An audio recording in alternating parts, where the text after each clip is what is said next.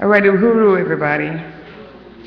This workshop, political education workshop, is going to be on the pamphlet, The Standard of Party Life, A Guide to Revolutionary Stance of the African People's Socialist Party. This is a pamphlet, and I haven't seen it lately. I don't know whether or not we still have them, but this should be part of the arsenal for everybody coming into the party. It should be like the Bible for the party. It really lays out the party's, what we call, style of work. You know, it's here the proper way to characterize it is the standard of party life. This tells you how the African People's Socialist Party functions, you know, and why we function the way why it's necessary for us to function the way we function. And it really opens up the ability to have a lot of dialogue, because in discussing the standards of the party life, first of all, when we come into the party, we're coming from the bourgeoisie. That is a given, and we've learned a lot of unnecessary and dangerous actions and stances from the bourgeoisie that is counter-revolutionary. It means that it will not lend itself to the success of the independence struggle, the African independence struggle. It means that we have to unlearn and shed everything that the bourgeoisie teaches us in terms of how we function, just, you know, in our community, but also even in organizations, and relearn something that is conducive to our liberation, because everything coming from the bourgeoisie is to advance and enhance the bourgeoisie. So if we're talking about independence struggle, pro-independence, African pro-independence struggle, liberation struggle, then we have to learn, you know, to function in a way that is conducive to us, you know, achieving our goal, the goal of, you know, African independence. So that, you know, it also gives you an ability to have a lot of dialogue, and hopefully you will get out of this what you want to get out of it by having the dialogue, asking the questions, making the struggles. We have 4 hours to do this, and in the course of doing this, I mean, this is maybe my third time or whatever, we have never completed it, because it is just that, you know, extensive. You know, it really takes you through when you get through this, and even after you leave here, you should be taking this document with you and studying it. You know, you can't overstudy it, you can't study it too much. You should always be looking and reading this document, because it will ground you in what it takes to become a revolutionary, and what it would take to function in the African People's Socialist Party. And it would explain for you why the African People's Socialist Party has been so successful, you know, in waging this revolutionary struggle. Like I said, it was written by the chairman in the 80s. I don't know exactly when in the 80s. I don't have the pamphlet anymore. But when in the vernacular of the party, when we talk about the standards, we always talk about the party style, the party branding. It distinguishes the standard that we're about to uncover and discuss, distinguishes the African People's Socialist Party from any other organization. Oftentimes, if you work in any given situation, anywhere around the country, and I don't know if you've had this experience, but when I started this work, I started in New York, and I didn't know the party, but when I met the party, and whenever we went anywhere and we said the African People's Socialist Party, I would see the reaction of people, you know, and it was one of respect. I couldn't understand why. You know, we were seeing the burning spear, we were selling the burning spear, but we had never really met the party. We just thought that was a dynamic paper. But people, when they heard of the African People's Socialist Party, they would always, oh, you a member of the African People's Socialist Party? You know, and I never could, I was like, wow, you know. I remember an incident where I finally met the party, and we were going to a meeting in Brooklyn, New York, and it was about 6 or 8 of us, and we were just strolling from the place where we were, going towards the place where we should be meeting. We were just walking down the street, right in the middle of one of the most depressed communities in Ocean Hill, Brownsville, in New York, and people came out on their porches and like just was waving at us, and who are you guys? I was like, wow, this, you know, it was just our stance. The party had this presence. And so oftentimes when you start work and you're new to the party, you start work someplace else and you mention the African People's Socialist Party, you'll get a certain kind of reaction, because the politic precedes you. The party has established a stance that we are noted for, and it precedes any one of us, and that is something really good to really understand. This stance that we're talking about must be duplicated throughout the party. That's why we do these discussions, because coming in the door you might not know it, but it's up to us.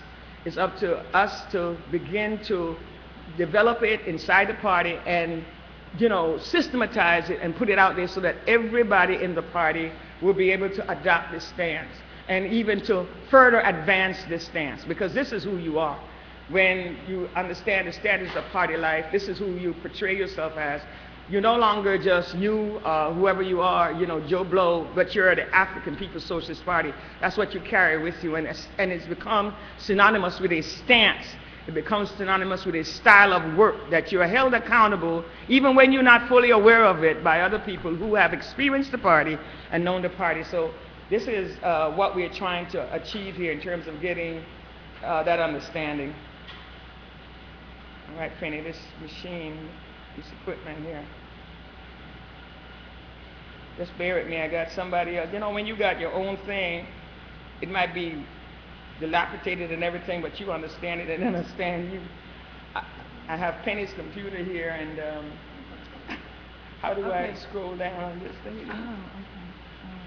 Well, one thing you can do is put the arrow right there, click on this, and then Okay. Or if you put the arrow right there, and you do this. Okay. So that seems that makes easier. it go up. So this is. Yeah. Okay. We said that the standard must be duplicated throughout the party, and it establishes the guideline for good party members. The standards of party life that we're about to, unveil is not a standard that is limited to the party's activity. What that means, it's not just limited to the party activities or the actions or interactions inside the party. It means that when you come into the party and you become a member of the African People's Socialist Party, from thenceforward, that you carry yourself in a certain way. You carry the party with you wherever you go. I know, when I first came into the party, it used to really surprise me because I would meet up, especially when I was in Oakland, with people that met the party, knew the party, and they would see party members doing certain things, and they would not tolerate it, because they felt that you were the party, and that they understood the stance of the party, and that you should be carrying yourself in that way all the time. So that I remember there was an incident where somebody was out drinking and saw somebody from the party in the bar and came to the Uhuru House to knock on the door to say they saw that person in the bar. Even though they were in the bar, it's like, you're not allowed to be in the bar. You're in the African People's Socialist Party, and you carry that with you all the time, So it's not like from 9 to 5 when you come to work, you are a revolutionary, you are an African People's Socialist Party member, and then at 5:15 you transform into this other person. That we hear all kinds of things about that we don't even know this person who they're talking about. We used to have that happen to us too. People would come and tell us about party members that they would say doing all kinds of things. We like, what? It's like a Dr. Jekyll and Mr. Hyde kind of syndrome. No. You're in the African People's Socialist Party, and the minute you join the party, you cease to be this individual who you were before, and you're now African People's Socialist Party member that carries with you the whole liberation struggles and aspirations of colonized African people. That's who you are. That's who you are, and you have to really think carefully, because you don't move anymore as an individual. You don't move as, Joe Blow, whoever you were. Now you carry with you everywhere you go. When somebody see you doing something, they're seeing the African People's Socialist Party doing something. If it's bad, the African People's Socialist Party doing some shitty stuff. If it's good, then it's still the African People's Socialist Party, doing some good things. So that's what you carry with you, it's that brand. So that's the responsibility that that you have and that you carry with you. Party members must constantly strive to live up to the expectations of the party. We should enthusiastically carry out our struggle for political independence, African unity, and socialism. We constantly raise our political education, standard of political education, We must develop organization leadership, speaking skills, and ability to make decisions. For a good party member, every thought must be about freedom. We must breathe the African struggle. The first thought in the morning must be about African freedom. The last thought before going to bed must be about African freedom. Freedom must be manifested through our daily lives in our personal life. The revolutionary stance of a true African internationalist is to merge his own desire and actions with the desire and actions of African liberation. That's a lot. That's a lot, and it gives you, thought for, food for thought, because it's a serious kind of stance that we're taking on. We up against a formidable, serious enemy. No matter how we see cartoons in the newspaper and comedy and all that, make no mistake, this enemy is serious about its intent. If it wasn't, we would not be in this predicament right now. We have to match that. That is what we are required to do. We have to match the best of the bourgeoisie. The bourgeoisie have its think tank, it has its people that carries out its aspiration. Colonized and oppressed African people have to have that. We have to have the people that carry out our aspiration. And we have to be able to go up against this bourgeoisie toe to toe, tit for tat. And so we have to be as serious. That is why, we see the party stance requiring the things that it requires. For women, and especially African women, we're not socialized to have political discussions. That's men's work. They socialize you to say women's work is, what it is, to be the homemaker, to do this, to do that, But a lot of times you find African women, really shy about really talking or taking steps where, even though we do it on a daily basis, we lead and we do that kind of thing, we don't portray ourselves as leaders in that kind of way, And it was the party, before I joined the party, I never knew how to drive a car.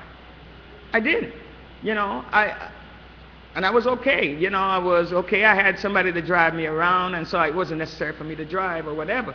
But when I joined the party, the party was the thing that brought me out to who I am. Made me I didn't know who I was until I met the party. It was the party that drew that out, because the party required for me to be a leader. The party, you take yourself out the center and you do what needs to be done. You have to do that. And so I think the party, is this driving force that brings you into being in terms of who you are. And we have to accept the responsibility to develop our speaking skills, the ability to make decisions.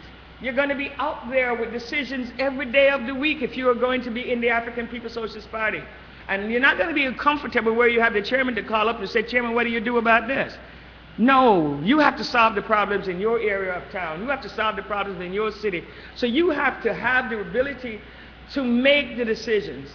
That's called accepting the responsibility for leadership. Are you going to always make good decisions? No, of course not. Some of the decisions you make are going to be wrong. They're going to be errors. But it doesn't stop anything. You learn from these mistakes. It doesn't stop you from making the decision again when you have to make a decision, because that's what it's going to take to make this revolution. The party calls on you to take up your responsibility. So these are the things that establish and distinguishes the party from, other organizations in terms of the stance that we require. And we require all women in the party to be leaders. All women in the party to stand up to the stature of who they are and to lead the people. It says here the first thought in the morning must be about African freedom, and the last thought before going to bed must be on African freedom. Therein is where we coined the phrase Uhuru. We understood that when you call our phones at the house, when you meet us and you see it while you're here and you're beginning to do it, it's always Uhuru. It's always Uhuru. We say, why do we say Uhuru? Because we want to keep it before our people that we have a responsibility and a mission, that all the time we're constantly understanding that we're not free and that we must achieve our liberation. We must achieve our freedom. That's our historical mission. That is our historical mission. That's our task. So we say Uhuru all the time to just inform ourselves, to keep it before us that we, that this is our responsibility. And everything we do it within that context.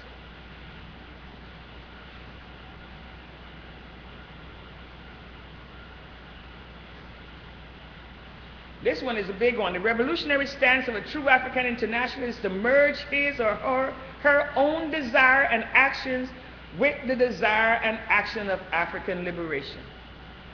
You have to merge your desires with the desires for African liberation.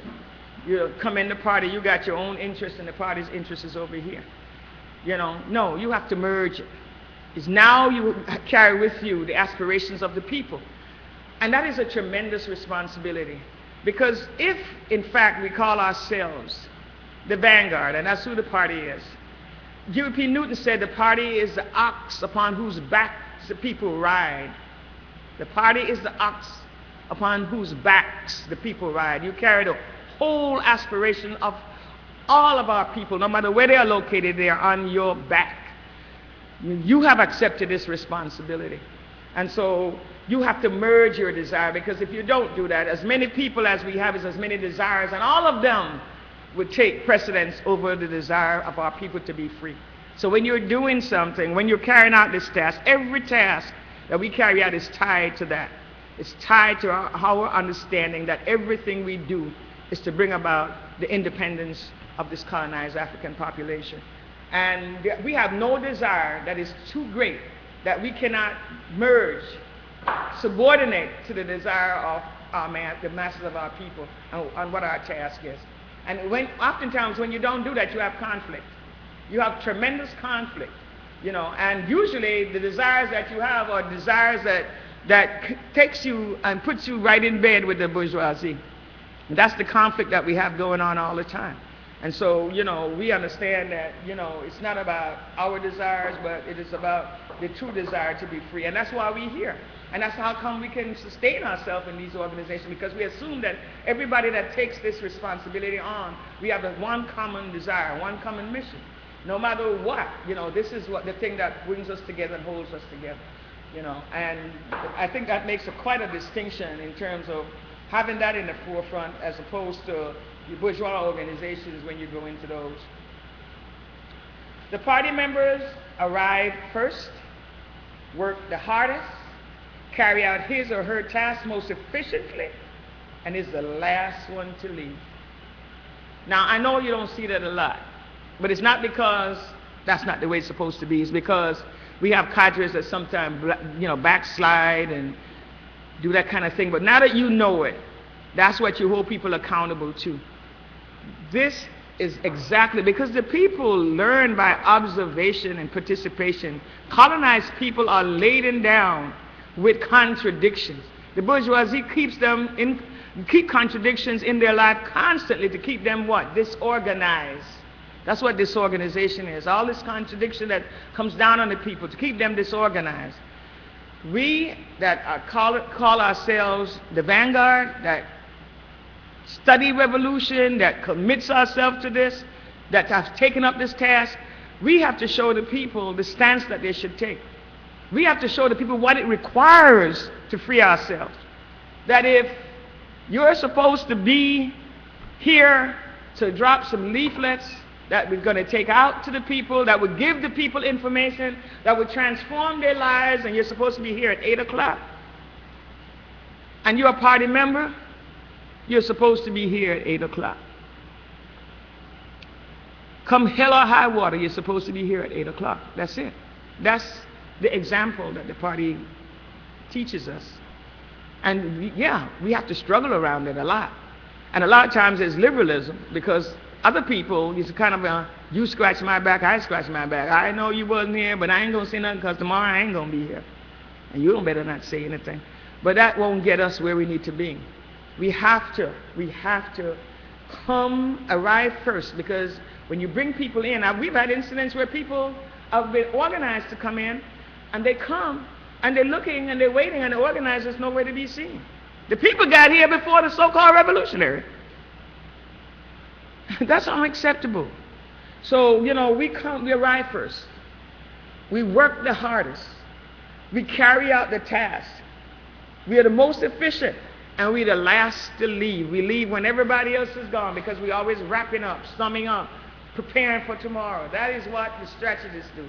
That is what a revolutionary does. You don't have the luxury. So this is the kind of discipline that you strive for. That's why we put it out, in front of you, because this is the discipline. Why? That is required in order for us to be successful. We're not here just for our health. We want to win. We must win. We must win. We don't have a choice. So this is what it's going to take. Because you know what? You're going to find the bourgeoisie going to be there. They're going to be there. If we say we're having a demonstration, when we get there, they're waiting. On the roof, in the cars, in the alleys, they're everywhere. They take it seriously. And then we have to do likewise because we have more at stake. Our freedom is at stake. Our liberation is at stake. The endless misery of the suffering of our people is at stake. So we have to struggle and strive for this. This, what we're holding up before you, is what we should be struggling for. This is not to say that we're there. Most of the times we have struggles going on. I'd be a liar to say, yeah, well, it happens like this. No, it don't. But this is what we're supposed to struggle for. Once you know, then you're armed so that you can join in the struggle, because all of us have at stake the liberation of our people. And if we don't do this, then we will not be successful. And that's the thing that, I expect that nobody wants that. So, this is another thing, and this is a stickler.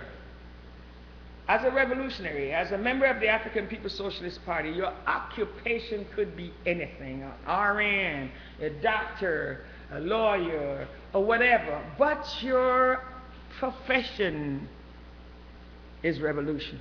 You're a revolutionary. That's your profession. You can get immersed out there with the bourgeoisie just to think that, this is who I am, I'm this person, and you go out there and you perform that function and you lose sight of who you are in terms as a colonized subject, with the responsibility of waging a revolution to overturn imperialism. You put all your eggs in that basket. Yeah, you need your job, you need to be paid, all of that. We're saying that is absolutely real. That is real.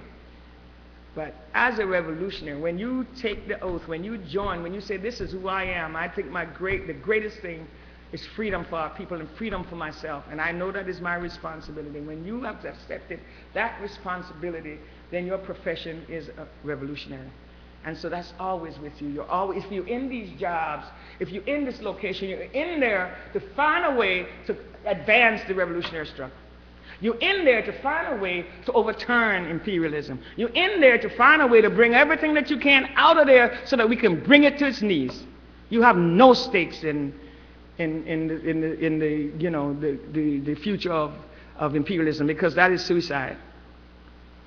And we have to be clear. It's not that we don't go to school or we don't know. You go there, but you go there with an understanding of who you are and what is your responsibility. You're a colonial subject in this institution, and your responsibility is to get everything, to organize first of all, whoever you can organize in there. And we're not saying to be reckless. No, you have to strategize like everything else. You have to develop a strategy and work it like everything else. Because, the party's not at a place where we can take care of anybody in terms of, you have to live, and that's a reality. But you must understand what your responsibility is, who you are, and what is your mission. Unless you understand that, then that is the greatest contradiction of all, because you have stakes in imperialism and we are here trying to bring it to its knees. And you're an advancing imperialism, so that's a great contradiction. We have to, understand what our profession is, and that is one that we really struggle around.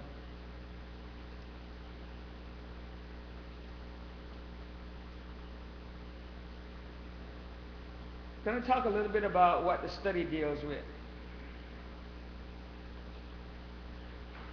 This study, the standard of party life, deals with the standard of party life in the African People's Socialist Party. It's going to deal with party organizations, the rule of party discipline, the general program of the African People's Socialist Party, which is the 14-point and the basic party line, and then the constitution of the African People's Socialist Party. We're not going to get to the constitution, I'm almost sure of that, because that's a whole study in itself. And there are other things that I thought that we should talk about, because these are things that we come up against every day. So we're going to go as far as we can. But the reason why we have all these areas, because the purpose of this is to really deepen our understanding and our resolve to struggle to achieve and maintain the high standards of the party. We want to duplicate ourselves among the new forces we bring into the party. Why? So that we can guarantee our victory, our success of the revolution. We can't lose with the stuff we use. If we follow Yeshitelaism, if we follow African internationalism, there's no force on earth that can put this down. But it means that we have to struggle to understand and incorporate this, internalize it. That's the hard part. And that's why it's going to take us struggling to understand it. When we go back, it's going to take us studying it with the cadre that you're bringing in, the new forces, and it's going to take each and every one of us to safeguard it. That means that when you see somebody backsliding, then you're going to have to hold up before them what you understand that what we're supposed to be about, and we have to struggle around that to win them to a higher level. Because if you don't do that, what's going to happen is this class peace, this liberalism is going to set in, and that would only bog us down and take us someplace else, a place where we don't want to we'd be back in the arms and embrace of imperialism. So, hopefully, we can really work to help. Once you internalize this here, that we can really bring about what we need to do. The African People's Socialist Party serves the people. The African People's Socialist Party serves the people. The party attacks the root cause of our people's problems. And that is one of the things that also makes the party so distinguishable from other revolutionary organizations out there.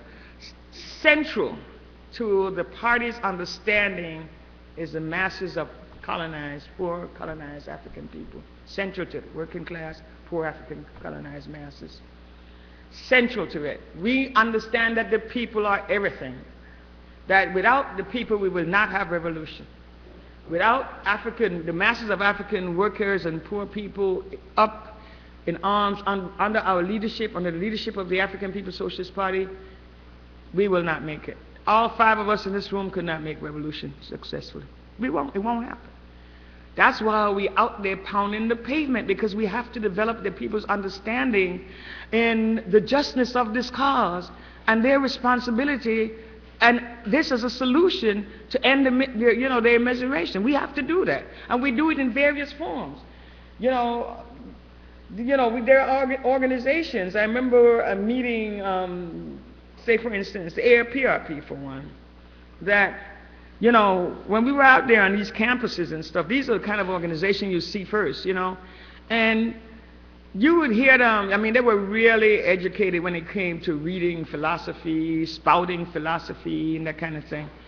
But you would never find them anywhere in the street doing anything. In fact, I've had Kwame Ture tell me himself, that raising some questions with him. Oh, you're looking for the African People's Socialist Party. We don't do that kind of thing. The African People's Socialist Party is the one that really works on the ground with people. They fight these welfare battles and housing battles and police battles. The African People, all African People Revolutionary Party don't do that kind of stuff. You look, and Joey's a good guy. I mean, he really is a good guy. He does that kind of stuff. That's what he said out of his own mouth. The people have no place in that stuff. It's an intellectual kind of approach to revolution, where their philosophy will see them ascending from the mountain at the time that the revolution starts, and they will lead it. That is the most asinine thing I've ever heard, because it also, not only is it bankrupt, but it also tells you that they don't know anything about African people. African people ain't going to let you emerge from nowhere and lead them. No, if they've never seen you, they're not going to let you lead them nowhere. So that is just something. So, but for the African People's Socialist Party, the people is everything. The party finds the people. Not only do we knock on doors and do those kind of things, but we join organizations where the people are represented. We contribute to different associations that benefits the people. The party organizes the people around their specific problems and brings the people into political life to fulfill their historic mission. We help the people to understand the power of organization, because our people are not organized. bourgeoisie keeps them disorganized. It is our responsibility to have them appreciate organization. So we constantly struggling from the mass meetings, the drops. We create every organization that we can think of so that all the people would have a place, an entrance point to come to the organization, to come to the party, to come to the revolution. If it's not the BIB, if it's not NPDOM, if it's not APDEP, if it's, you named it, ISO, we continue because we want to make sure all of the people, all our people have an ability to find the revolution.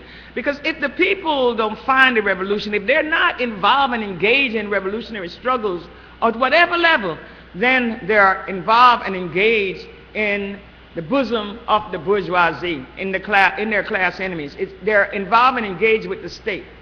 There's no two ways about it. I mean, you know, it's not an in-between. It's you're either here or there. You know, that's why when people leave the movement, well, I mean, I'm going to leave, I'm taking a sabbatical, I hate us, and I'm going to go study myself and find out how I can deal with myself, and I have to deal with me first. And in essence, what they're saying is that they're consciously now making a decision to get in bed with the bourgeoisie. Because before you see revolution or know it, understand it, or even dabble in it, you are ignorant, so you might not be responsible for your stance. But when you know, and you make that kind of choice, then you consciously,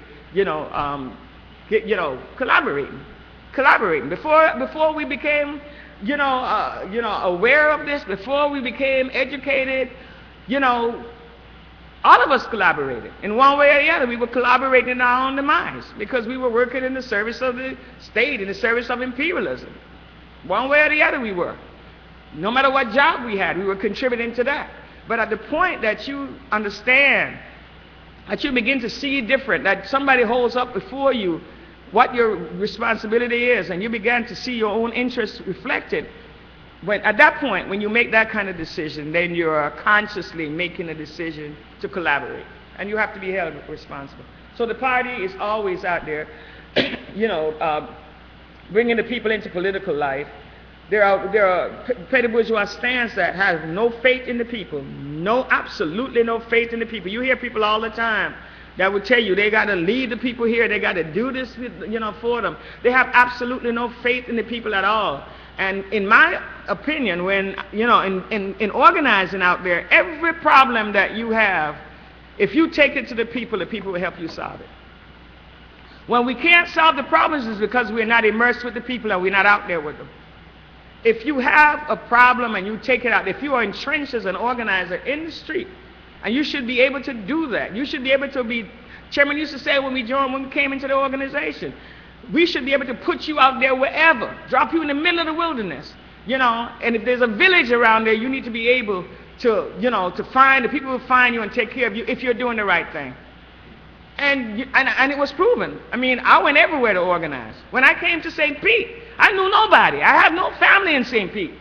Knew nobody. I came to St. Pete. The party sent me to St. Pete. The party said, go find a headquarters. We're looking for a place. We're going to be moving back to the south. We're going to be moving back to St. Pete. Put me down here. And I had to find my way. Find the people. Find the people. Go out there and bring the people, that led me to this place. Said, this is the place, And anywhere you go, we've organized in England. I've organized in England. I've organized in Sierra Leone. It's the same thing. If you're an organizer, you should be able to go among the people and without fear. And the people, I went to Sierra Leone, I was sick. I got sick when I was in Sierra Leone. People that I never knew, they sat by my door, they made sure I drank water, they woke me up. No, you must drink, you're dehydrated. Every time I would open my eyes and look, the sister would be sitting by the door. She wasn't my family, I didn't, but the people will take care of you because the people want to be free. They understand the question. When you see people go to Africa and they talk about how the Africans hate you, it's because they go as American tourists or some other kind of tourists. They don't go as an organizer. They don't go as a revolutionary. They don't go to have the people understand that we are in the same boat and I'm here to help you out of this mess and you're going to help me out of this mess because we both have the same future. They don't go that way. They go as tourists. Exactly. So we must, as an organizer, do not fear the people. Embrace the people. Do not have all these biases about who the people are. They're dirty, they're this, they don't have my custom. No.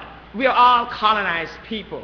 And we all want out of this, and you can't go anywhere without them, and they can't go anywhere without you. You bridge that gap, and you find that the people will take care of it. They will solve every problem. The people are the eyes and ears. The people move. They work in the police department. They mop the floors, and they're listening to what they're saying, and they'll come tell the organizer they're talking about coming to get y'all.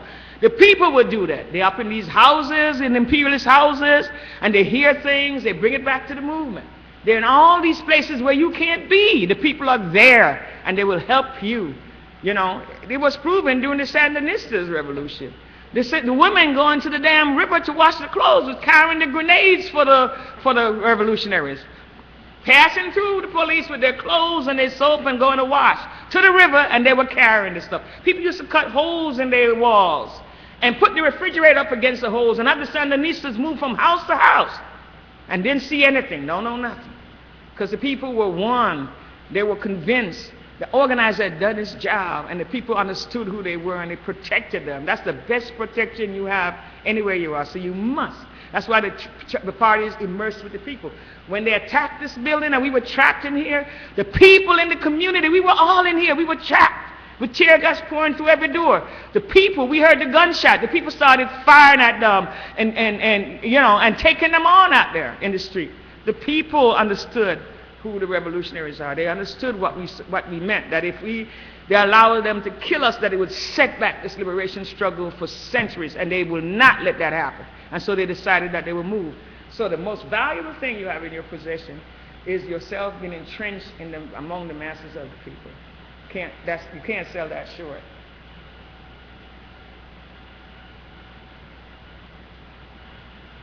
Talk about the APSP is a revolutionary political party led by and represents the interests of the poor and working class African people.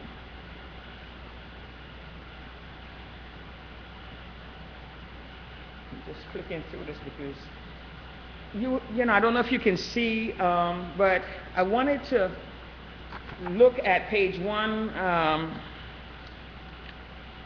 Not page 1. It's actually page 2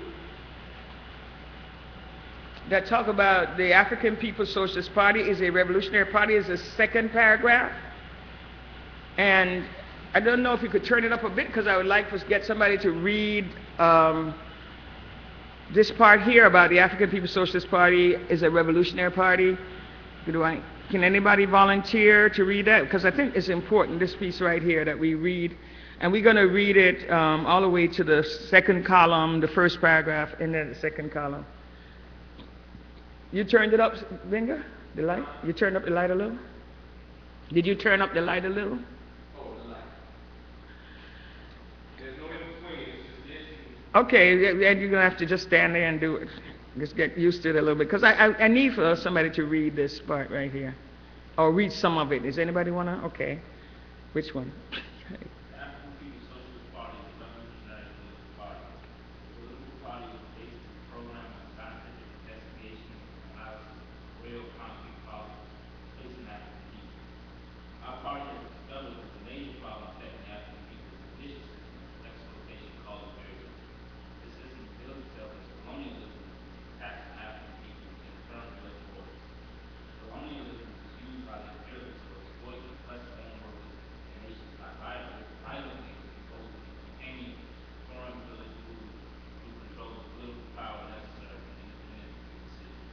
Okay. Imperialists who are internationalists, who are an international rich powerful bosses, are stolen from the exploited and oppressed people. The materials necessary to do good and with those property also. In the U.S., the party of the imperialists are the Democratic and Republican Party. They're not revolutionary parties who work for free oppressed people in the U.S. Instead, both of them are too armed with the same responsibility to keep the people oppressed for the benefit of the people's profit. An African Social Party, which is the party of liberation, seeks to free the people from oppression, while the Democratic and Republican Party of the imperialist bosses seek to keep the people oppressed. Those who serve the imperialist party serve imperialism. Those who serve the African Socialist Party serve African people who serve imperialism. I think that explains anybody having any doubt in their mind. I know that's not in this room about who Barack Obama is. I mean, I think it couldn't be any clearer, you know, in terms of how the party, the analysis of the party, and okay, yes. African People's Socialist Party, along with powerful teachers from African internationalism, which is summed up in our political party program, is capable of directing the struggles of our people along the correct lines, capable of leading the people to victories while avoiding unnecessary sacrifice. And I think that is really, really important. That is the thing that helps us to, you know, to really appreciate the strategy of the chairman. Because a lot of times, you know, I know with me, in the party, I always kind of wondered how the chairman was able to stay ahead. He was always able to predict. You know, we had an incident where we had the reparations organization, and we had just put the African National Reparations Organization on the ground, and it was centered someplace else, you know, away from our headquarters. And, you know, we had people that were not in the party leading that organization, because, you know, this was the first time saying, let's open up the organization. Because during a certain period in the movement, you had to really safeguard the institutions and organizations to keep them from going someplace else, because there was always these people out there that would take the organization, either wreck it or take it someplace else. And we really were struggling to keep the politic alive and to give it an opportunity so that the people would grasp it, so that the people would have an advantage, you know, to see it and hear the politics without them smashing it, and then let it take hold, you know, in the hands of the people. So we had this individual leading the African National Reparations Organization. And the next thing we knew, when we heard from somebody that the headquarters, the building that housed the African National Reparation Organization, which was in Baltimore, became a Jesse Jackson headquarters. You know, we knew nothing about it. You know, we were paying the bills, and, you know, we had these people, you know, running the organization. And the next thing we know, we see, not only did we hear that it had became a Jesse Jackson headquarters running Jesse Jackson campaign, but we saw materials coming out from ANRO that wrote us completely out of history. I mean, it said ANRO was a conversion of several organizations coming together, and it named the organization to put this reparations organization in the ground, and we were nowhere in there. We didn't even know the individuals that they named. You know, so we was like, whoa, you know, there's been a takeover. They have taken over the organization. So the chairman said, well, we got to go back and get the organization. We got to seize it and bring it back home, get them all out of the building, you know. And I remember, and I was really, really young, if you can believe that, in my understanding. And so the chairman sat us down, and, you know, he started talking, you know, helping us to sum up where the organization was and who were the players. He knew everybody's history, knew who they were, what we can anticipate. I mean, he was calling it to a T. One of the people that was written into, and this is why we knew we had them, because ANRO in its constitution said that it could never be led by anybody that was member of a white left organization. In fact, and nobody that was ever a member of a white left organization could be on its board or could be in its leadership. And one of the main guys that was responsible for writing us out of history was somebody that was coming out of the Democratic Socialists of America, a white-led organization. And not only was he in a white-led organization, but he was the son-in-law of Bishop Desmond Tutu. And so the chairman was calling the whole shots. He said, this is what you're going to find when you go there. And there are going to be some honest people in the room, and you're going to have to make this struggle in a way that not only isolates them, but wins these other people, so that when you call for a vote, at the point that you see you have the people, and you call for a vote, you should be able to win it without bloodshed. You should be able to take the organization over without, you know, a lot of conflict and contradictions. But you have to play it very carefully. You have to watch the people. You have to make sure that the people are coming on board. Talk to the people when you make the struggles. Be level-headed. And so we went, a group of us went to do this mission that the chairman sent us to do. And when we got they were having a convention. When we got to the convention, the first thing that let us know that the war was on, when we got there, they stopped us at the door and said, you guys have to pay $150 each to come into the convention. In our own organization. We paid the telephone bill, we paid the rent, everything. And we said, you got to be kidding. So we decided, well, it's on, you know. We said, no, we're not paying any money. Get out of the way. And we went on up in the thing. And, you know, this was a great lesson for me because, you know, there was K. Finn and we had some heavyweights, you know, in the party at that time. We had Wayman Earls. We had a brother from Ethiopia, Mikhail Ahadu from Ethiopia. We had, you know, K. Finn. We had Mahdi. We had, you know, all these were brothers, you know, and they were bigwigs in terms. These are the people that taught me. K. Finn taught me. I mean, I came up under K. Finn. Everything I knew, K. Finn was responsible for kind of bringing me up. And so while we were, you know, when we went in, I took signals from them and I watched them and they played it. You know, they calmly said that we are here and they started challenging. They started to say, wait a minute, you know. But the chairman had called every move as if he had a crystal ball, and that blew my mind. Because he said when the struggle started, this guy that was Bishop Tutu's son-in-law is going to say, this is a witch hunt. The woman that's leading the organization, he said when he said that, he probably would run out of the room. The woman that's leading the organization was going to run behind him to save him. You know, and he said, and you go to work, don't let that happen, you know, you just be calm, you talk to the people. And so the brothers, you know, making the struggle, the brother jumped up and said, this is a witch hunt. I was like mesmerized, you know, but that's the dialectic and that's the understanding and that's the strategy. He ran out the room and I was like, whoa, she runs after him, now I'm blown away. You know, and Mikhail just stopped him at the door. Come on, brother, it's struggle. Struggle make you strong. He was a stroker. And he just stroked him. He would bring him back and sit him down, and K.F. would hit him again. And then, you know, my dude would hit him from the other side. And frustrated the process. And then K.F. said, the vote. And I'm like sitting there, and I'm like looking at the people's faces, and I'm like, no, the people don't look like that.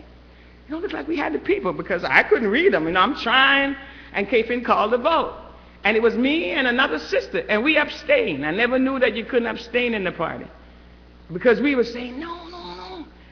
The people don't, you know, and K-Fin called the vote again, I'm calling the vote, and we abstained. And as a consequence of our abstention, they lost the vote. And that's the first time I saw K-Fin ever got mad. He was furious when he came out the door. So furious that we were living in Oakland at that time, and I decided, well, I'm not going back to Oakland, I'm going to New York. But it was just something to see it unfold, the confidence in the strategy. How the chairman was able to call every shot because he understood the dialectic. He knew the people, he knew what it was, how they would move. All of that just coming from his being a tactician and really a strategist. And that's the first time I began to really appreciate dialectics. I decided I have to learn dialectics. Because I kept saying, how can he call all of these? If we were in a maneuver with the police, the chairman would say how they would move. He would say the police would do this, we do this. And he was always a step ahead of them. You know, always a step of him. We had a maneuver where the police came to evict us from a slumlord that wouldn't do anything in the building, and we decided to hold the rent. And right down to the last minute, they come in to evict us. They brought the squads of police. They brought the barrel around to break the door down. And we were a step ahead of them based on the chairman's strategy. The chairman said, we're going to move everything out in the middle of the night. We're going to get another center right down the street. We're going to put all our stuff in there. And then we're going to go inside and we're going to barricade, act like somebody's in there. We're going to stay outside, get all the people to come in the community. We're going to have a demonstration. We're going to be chanting, And so we did. And the police came and they started announcing with a megaphone, we give you whatever time to get out the building, out of the building. And we started chanting, comrades, comrades, we can win if you just don't let them in. Nobody in the building. They bust in the door, went in the building, and they couldn't come out. We stood out there for hours. The people in the community out there, everybody slapping hands, laughing, rolling, and they red-faced. They cannot come out the building because they have been defeated. And while they're doing that, we just unfold our banners, played our drums, and started chanting and marched down to the new center. And that was the strategy of the chairman. He said, you have to demoralize them in the eyes of the people. And he called all of these shots. I mean, this is the brilliance of African internationalism. This is the brilliance of Yeshitalism. That's why I said with the stuff we use, we cannot lose. We have not lost not one single battle that we have engaged in with them, not one. Even the one that they came to get us out this building when they tear gassed this building. And that was a turning point that we had to understand. That's what helps us to appreciate African internationalism, because up until then, every time they attacked the movement, they was able to wipe it out, except this time we broke the backs of that. We broke it down, and then we knew from there on that this was a new day for the African liberation struggle. That's the kind of confidence that we have to have in these politics. That's the thing that gives me the confidence when I can't do something to say, yes, you can, because you're a member of the African People's Socialist Party, and we do not lose. Every single time. Every single time. And it's the confidence of these politics. And I think that's the thing that we want to give people, women, men, you know, brothers, sisters, especially sisters. We want to give you the opportunity to understand that these are some tremendous politics, and that, you know, we have to lead, and this organization has to lead. If the party is not here, the people don't stand a chance. Look around. Where would the African poor and working class people be without the African People's Socialist Party? There is nobody that is out here right now that is saying anything about the masses of the people and what needs to happen. And not only that, holding them in the center and saying, and understanding that people are everything. And even have the ability to love and respect the people when the people can't even love and respect themselves right now. Look around. I mean, this is not something that we're making up. This is the truth. And that should give you the understanding and the confidence of your mission in terms of what you're responsible for. And that you don't take lightly. You know, because like I said, if you're not here, you know, if the people don't have this to hold on to, then it's lost. And it's not only African people, but the world. The planet as we know it would be over. You know, it would be. And I mean, it's not a bad thing for it to be over as we know it here, you know, because we have to transform it, you know. But just to think that, you know, Earth doesn't stand a chance under imperialism, you know. So that is the mission. Even as you're oppressed, even as you're beaten down, and even as you're struggling to stand up, you carry all of this on your back, you know, and that's the way it is. But, you know, I think we are, you know, we're up to the challenge. I think we can do it, and that's why we carry it. I wanted to kind of stop there for a minute to see if there were questions, because we've gotten to, you know, at least to some of it, and maybe people would have some. I want us to have some interchange and interaction. I'm going to let you finish reading, and then once you get to the end of that, and the second paragraph on the top, then I want to open it up right there. Okay?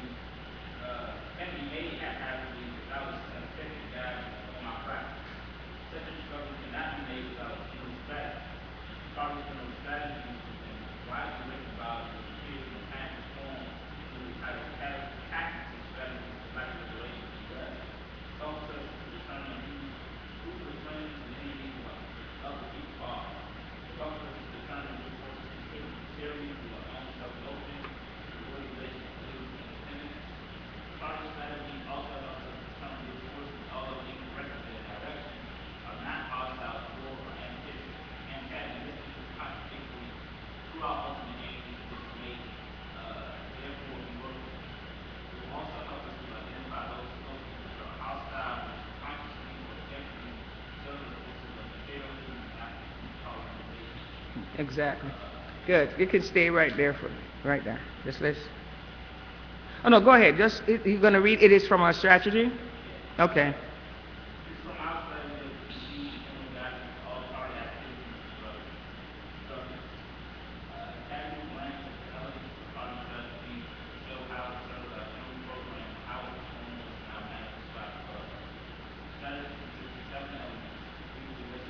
Okay. So we're appreciating the strategy. We're looking at what the party strategy, how it has manifested itself and what it actually signifies right now. And I wanted to stop right there because we're going to get into just the 6 points, you know, of the general strategy. This is the thing that guides and focuses your work, you know, and gives you the opportunity to talk to people about, to go into people's homes, to approaching people, to bring them this strategy. So I don't know if anybody wants to add anything. I don't know, Binga, if you got anything that you might want to contribute to this discussion. Because like I said, I really want us to have a lively discussion. Because I feel that once you grasp this, once you struggle with it, grapple with it, and if you begin to internalize this and leave here with understanding that, wow, I need to delve into this more, then I think we're halfway home right now, because not too often, you get an opportunity to come into the national office, and a lot of us are out there. I don't know about you, but when I was in New York, and the party was down to maybe about 3 or 4 people that was really maintaining and keeping it afloat, because the party had taken some tremendous hits internally, etc. And so they weren't people to run about. You saw the party, you threw the spear. You met the party. We met the party. We were selling the spear for about a year before I actually saw, the chairman. We were just reading the spear in the Black United Front, another organization, studying the spear. They were struggling with us, fighting with us not to study the spear. They would not allow it in there. And we would go to people's homes and read it. One of the brothers was selling every newspaper he could get his hands on. And, we were the security section of that organization. And we went off on our own and started coming together and studying it, But it was a year. We were piddling along, trying to do party work, but knew nothing about how to do it. Because the party didn't have secondary leadership. And the people that were there in the party were so busy trying to hold it together, that they couldn't even help us. And so a lot of times when you're out there, you feel like you're in the wilderness, you're away from the center, you're not really getting fed, because you need to get fed. These politics, you need to have them reinforcing themselves every day, and so, it's so good, when you hear that you take advantage of being here and struggling, so that we can get a good understanding. So I want to open it up right here. I've talked, and now I'm going to let you talk, and I'm going to listen. So let's see if there's anything. And Bingo, you can jump in at any time. That's why I got you here as a crutch, so you can jump in.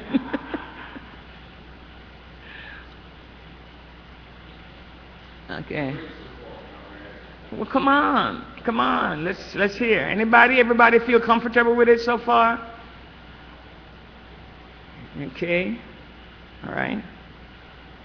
So if we don't have anything, let's go for go back to it. So we're talking about the 6 points here that we think that we should learn, that we should know. That would give us the general guidance for all our parties' activities and struggles. And the first one, anybody want to read the first one for me? Our first and most important objective should be to win black people to the position of political independence. If the masses of black people are not won over to the position of independence, there will be no independence for black people. It is as simple and clear as that. Most of the party's campaigns have been carried out with this objective in mind. To win the brains of the people to the position of political independence. It's not this thing where, you hear all kinds of madness sometimes when you go out there, because in the absence of revolutionary politics, the people adopt everything that, every crazy thing that's out there. And you hear people say, well, I don't know about you, but I'm free. And then you say, well, why? Well, I'm free because I know I'm free. That's a profound statement coming from a colonized person. I'm free because I know I'm free, but you don't know anything. What you know is what the bourgeoisie allows you to know. So that we have to win the justice of this struggle. We have to win that is a necessary struggle. In the brains of the colonized person, the colonized, you sometimes have to win it.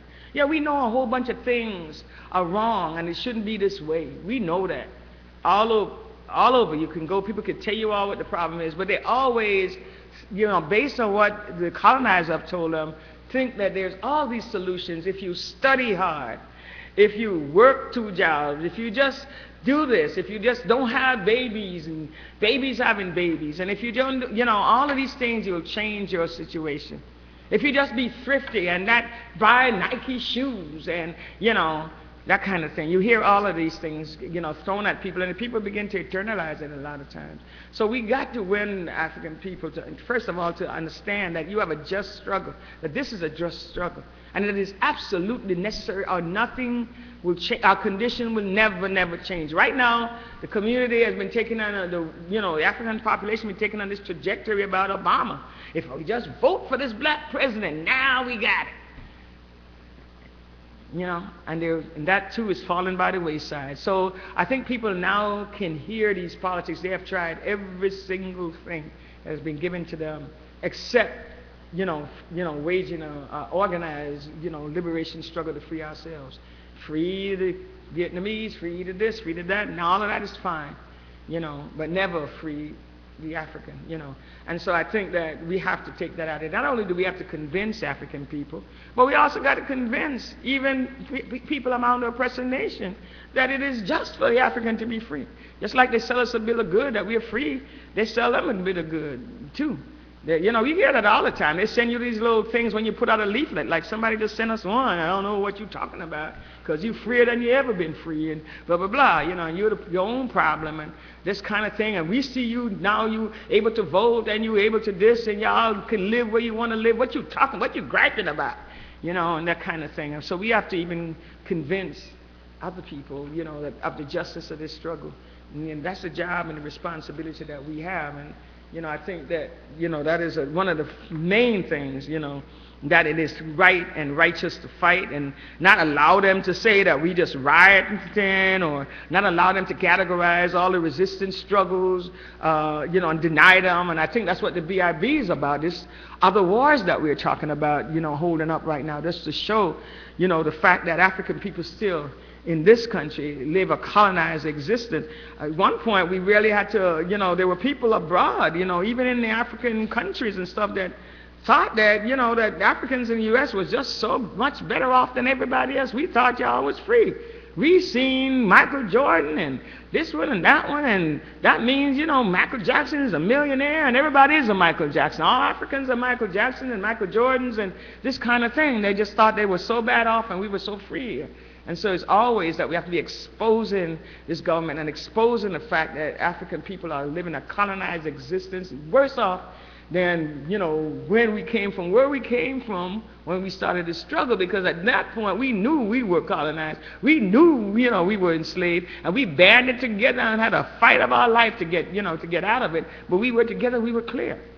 At this juncture, there's this insidious thing, you can live where you want to live, you can go to whatever college if you got the money, or you can get some grants or whatever, and that's the most insidious kind of thing, So, it is absolutely necessary that we do that. And that's what we spend a lot of times, that's what the units in the party, that's what, our work is never divorced from this, in terms of carrying out this element of the party strategy. The second, somebody read the second related strategic objective for winning liberation? Yeah. Yeah. That first one, I agree, it's one of the most important ones. And one, especially now, when you have a situation where with internet and all this stuff, yeah, all these people who are activists, yes, who are activists, and some call themselves revolutionaries and all of this stuff, but they're not, talking about political independence for Africa. They're talking about a lot of things. They're talking about racism, or they're talking about, having this or that or whatever, but not the struggle for political independence. And on top of that, even some of them are talking about, needing to be politically independent, but ain't defining what that means, or are not bringing that to the people. And that's the thing that's important here. When Africans to the position of political independence, not just people political independence, but actually winning Africans to the position of political independence, which in itself is a statement that there's some relationship with the people. That there is work that's happening among the people to change the mind of the people. And we talk about, all the time, this war of ideas we engage in. That is a war of ideas. This is winning Africans to the position of political independence is our objective in the war of ideas. And the thing is, you win Africans to the position of political independence, will win political independence. Exactly. You Yes. win people to the position that we gotta be free. Yes. Then we'll be free. Because that's the thing that informs your action. Yes. Your understanding Yes. of what you need and the understanding of Yes, of and what the you have to world. do, yes. And if the people understand that they gotta be free, then you can't have a situation where police can shoot down at a 13-year-old in Chicago and people act like that shit makes sense. You know what I'm saying? So yeah, I think this is really important. It is. And without that objective being met, we can't win. Yes. We can't win. Yes. And so you spend all your time organizing, trying to do that. I just really appreciate that, because sometimes we don't even know why we do that, why we, and it's proven over and over again, because I have to go back to the attack on this building, we have been, just like we are now, putting out tons of literature for years. Not only us, but preceding us, when it was Jomo and whatever else in this community, people were always putting out an understanding, and we would drop leaflets and you might see one or two people come in. But at the point that the police attacked this building, that's when we were able to measure the kind of unity that we had won and how people had heard us, you know what I'm saying? Because all day when they were riding around and surrounding the building, the people were just watching them. They would drive by in cars and the people would just watch them. People themselves would drive by in their cars and slow down and just watch them. And they didn't know what the people were thinking, because, the people knew that we were under attack. And then when they really launched and started their attack, because they had cordoned off the doggone community on every end. You couldn't get into this community unless you went through the alleys and stuff to get here, because they knew what they were going to do. But the people understood that we were in this building and it was time for them to go to work. They were won to the question of political, freedom, independence, and the people themselves decided, we can't let this happen. We're going to have to take them on. And I thought it was a courageous move for young brothers, to begin to, and nobody taught them. We never gave them any instruction about, Revolution 101, you do this and that, but we were surprised to see that they got T-shirts and wrapped around their faces and got outside and went on to, really open war on them. We heard the gunshots, but we were trapped in the building, trying to, because they wouldn't let us out. Every time we went, they would shoot stuff at us. But the people that was out there is what backed them off. And even by their own admission, in terms of them saying over their own intercom system, we got to pull the troop back because we're coming under heavy fire. Because the people went in their houses and got everything they had for 4th of July and New Year's Eve and came out with it, and said, we ready to go down, And it was the people out there. Not one of us was armed. Not one of us was out there with anything. But the people backed them off this building, gave us an opportunity to get out of this building, And so that just shows you, in terms of, and even when we knocked on doors later on to say thank you, and when you come to the meeting, they say, we did our job. We don't have to come to the meeting. We took care of business, didn't we? They understood the question. They knew what they were supposed to do, So, I really appreciate that intervention. I think that's right. I wanted to just add something to that. Yes. As far as the people that on the internet and otherwise that call themselves activists or revolutionaries and saying all these different questions, I encountered the same thing when organizing North America. Even people who take on imperialism Yes. and use and talk about colonized people, maybe they don't go so far as to say colonized people, they talk about oppressed people in Afghanistan or in Libya or all those other places, and they identify that it's a struggle against imperialism. Yes. When a person in Libya gets shot, that's imperialism. Yes. When an African in the U.S. gets shot, it's racism. Yes. And so that idea of political independence for African people and Africans in the U.S. as a colonized population, we left that out of the discussion. So I appreciate the fact that this is the first point. Yes. Yes.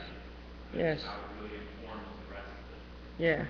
But it's purposely left out because of opportunism in a certain kind of way. But, you always have to look at them, and understand, just like the party understood, that there got to be some people out there that can take a decent stance. And so you have to always put it out, the justness of the African liberation struggle in this country, because leave up to the so-called progressives, it's a whole, you know, another ballgame in terms of how they want to articulate that. Because what would make them not understand the same phenomena, have them understand it differently, when it happens in a place right here where they are, because they're not prepared to do anything and won't do anything, and blocks other people that might be able to take a decent stand from doing anything because of the stakes that they have in stuff being, as the way it is right now, to maintain itself the way it is. Yeah.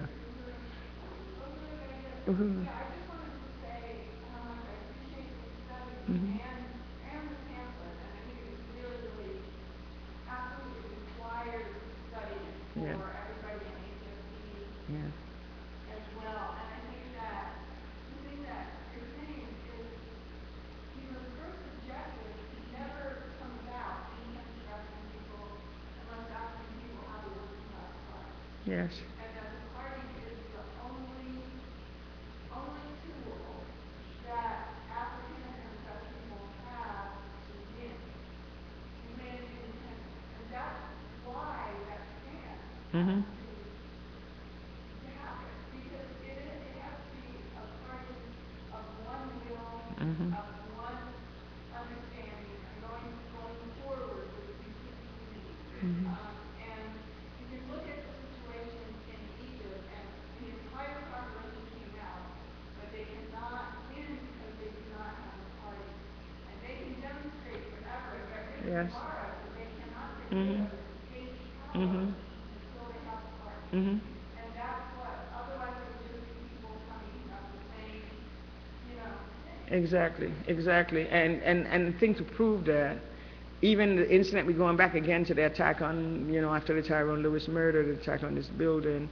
And I remember clearly just the handful of us that they understand. Well, they always think the Uhuru Movement, whatever, and that's fine. But we were able to have a liberated zone. They declared this building an embassy and said to treat it like an embassy. Just with that skirmish.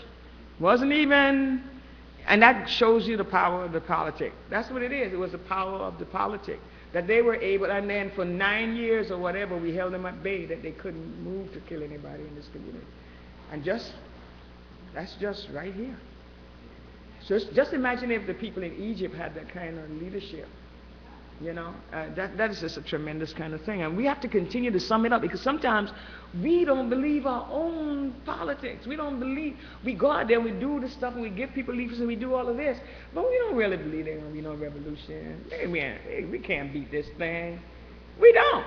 And sometimes that's why we can't convince the people, because they know that you don't believe it either. By the way you carry yourself. You want to take this leaflet? No. You got to say, this is the answer right here. You got to move with a certain kind, you have confidence in it, but sometimes we have to convince our own selves. And that's the thing that is really necessary, that, because I think with just a little persuasion that people would understand it, because they always have the experiences right below the surface that reinforces everything you say. That reinforces, and they always have the desire all the time. All these little skirmishes you see going on out there is the people's desire to be free. They want out of this thing. They want out. And that's the thing why we have to really do the work. It is tedious, long, hard work, because we don't operate and own the kind of machinery that the bourgeoisie, have. So that we can bombard them with the information and wipe away all the crap that the bourgeoisie is telling them. And then again, there's always this thing about the road of least resistance, because you just think that, okay, do we have to do this? Yes, we have to do this. And we have to convince them that we have to do this, Yeah. Just in terms of this question of political independence Mm-hmm. being first. The thing is, even as we take on other struggles, we take on, you talked about how the party has to be able to take on the struggles that people are dealing with on the ground, and it's easy, to get caught up in those struggles and deal with them in isolation, Yes. Yes. But the thing that we always got to do, the real solution though, is going to be political independence.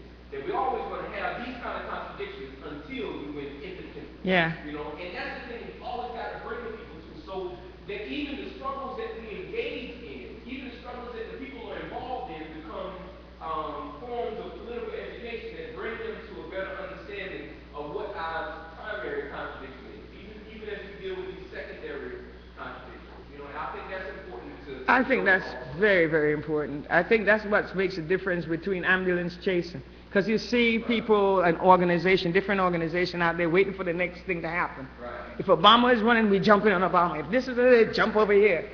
There is absolutely no strategy. You know, it's not a part, whatever they do, it's not a part of realizing the greater strategy in terms of, you know, pro-independence movement or whatever. It's just an activity, and activity becomes an activity unto itself. It takes over, and, you know, you lose sight of, you know, what your strategic mission. And I think the parties always be, that's why we were able to call the shot. When everybody else was on Obama's bandwagon, we knew, oh, no. This is neo-colonialism, this is the mother lode. You know, we knew that, you know, and we were always able to be on the forefront, you know. So I think that is so important that, and we always have to remind the organizers too, you know, that it's not, you know, we can't build enough garden to feed everybody that needs to be fed, but we use it as a tool to help people to see, okay, we can feed ourselves. Look how we can collectivize this. Hey, we can come together back as a community and you know, address this question. You know, we can create. You do it in that vein, not to say that we're going to feed everybody, we're going to build a clinic to cure everybody because we don't have as much resources as you know, imperialism have. So that can't be the mission, you know. Penny, you? I think that a lot of younger people don't know. They don't know what people have been able to do with a party. Yeah. Yes. Like, what they went through. Yes. It didn't seem Yes. possible that people could do what they did. Yes. They defeated the U.S. Yes. They had nothing, you know, Yeah. they had this organization, and they had the unity of will and Yes. Yes. organization. That's all. I mean, in Vietnam, they had to fight against first the Japanese and the French and the U.S. All of them, they had no money. A man weighed about 90 pounds, and a woman weighed about 70 pounds. And they fought, and they won. They got tunnels, the living in the country for 10 years. I mean, how did they do that? You know, they, Because you have the will and the organization. and that's the only thing. Yes. It's so powerful to this party is so Yes. alive, Yes. growing, and, Yes. you know, it carries that legacy Yes. and that period of like, Exactly. Yeah. Well, the Measure O campaign certainly was one that proved that. You know, that with all the millions of dollars they spent on that campaign, and we had what, $4,000? And I mean, they had to say it themselves. They say they had never seen anything like that. How we outworked them. What kind of machinery you guys got? You know, what in the hell is this we looking at? They had millions of dollars that went up against our $4,000, and we outworked them. I mean, we outworked them. They would hang their campaign banners and stuff. After we stopped ripping them down, they would put them out every morning, and by nightfall they were all gone. We worked overtime taking them down, and they had tons of money to do that kind of stuff, and we would replace them with ours. By morning they had to put them up again, and then they started hanging them high. They started getting cherry pickers and putting them up high. And we figured it out, and we got ropes and started lassoing them down. We just lassoed them. We invented, every morning we invent, and we stay, this drop that you're doing here, we didn't come in for no lunch. There was a spot, a rendezvous spot, wasn't it, Penny, where your sandwich and water was brought to you. We sit on the street corner and eat it, you know, wipe off the sweat, wash our faces, and we'd get up again, and we back dropping. We outlasted them, and it proved exactly what you said. We outlasted them. They could not. They cried defeat when it came to in the streets. They couldn't deal with it. They said they have never seen, even when they won the vote, they said they had never ran a campaign like that. They had never seen anything like that. You know, so we won, you know. And, you know, and they tried everything. They took every communist thing out the book. They took every slogan, everything we ever did. You ever seen how sometimes how the bourgeoisie do here? You know, we do something and then they get the 14 point. They want revolution. They don't hate the government. They put it all over. They did all that, and 20,000 people in that little place still voted for it. They said that's what we want. It was a phenomenal kind of thing. But those things never get summed up really well because we're so busy moving to the next thing, you know. We're so busy moving to the next thing. I've gone to court in places where, you know, they have arrested me and put me in jail, you know, right in Cross City, Florida, right here. Right after we came out of jail in Tampa, they took us to jail in Cross City. And I went to jail in Cross City for chanting because Cross City is a little watermelon plantation town where this white man killed this African because he went to buy dope and the people sold him chicked up soap. And he went home and got his gun and came back and shot everything black that was moving. And said it. Now he tried to kill every MF nigger that he could find, you know. And not only that, his daddy owned the jail. The land that the jail was on was his daddy's land. They owned the watermelon plantation that employed all the Africans there. You know, so he knew. He went hung out in the woods for a while, and then they, you know, when we got there and started doing the work, you know, it was become so glaring that they had to go find him, go bring him in, and he came in knowing that he wasn't going to last, you know, be a day in jail. And they locked me up for, you know, first time, when you walked across city, when you got near it, it's on US 19, it had a big sign on the side of the road said, "The town that time forgot." Meaning that they didn't even know they had a civil rights movement there. They never knew that one existed. And the Africans were just so beaten down in that place that, you know, it was right back, plantation, yes sir, no sir. You know, we had our mind blown. When they took me to jail there, because we had the first demonstration there, and we took the Africans to the courthouse, and when the judge said, "All rise," when they said, "All rise," we let them rise and turn their backs to the judge, and the judge was like, whoa, what is this? And then the first demonstration came down that street, and all the white people came out their house. They could not believe it. And so they arrested me and put me in jail.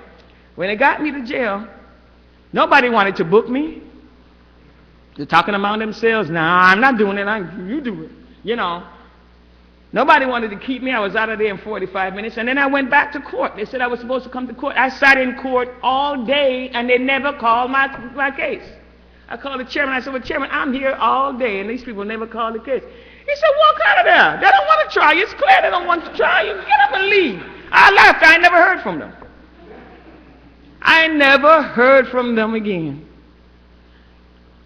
You know? And this was right after the Tampa 4, where we went into Tampa, you know, when they killed Edgar Price, Kojo. We went in and worked that community. They arrested us again, put us in a $150,000 bond. It was 4 of us. We just knew we were going to be in jail forever because the party did not have money to pay $150,000 4 times. We just knew that.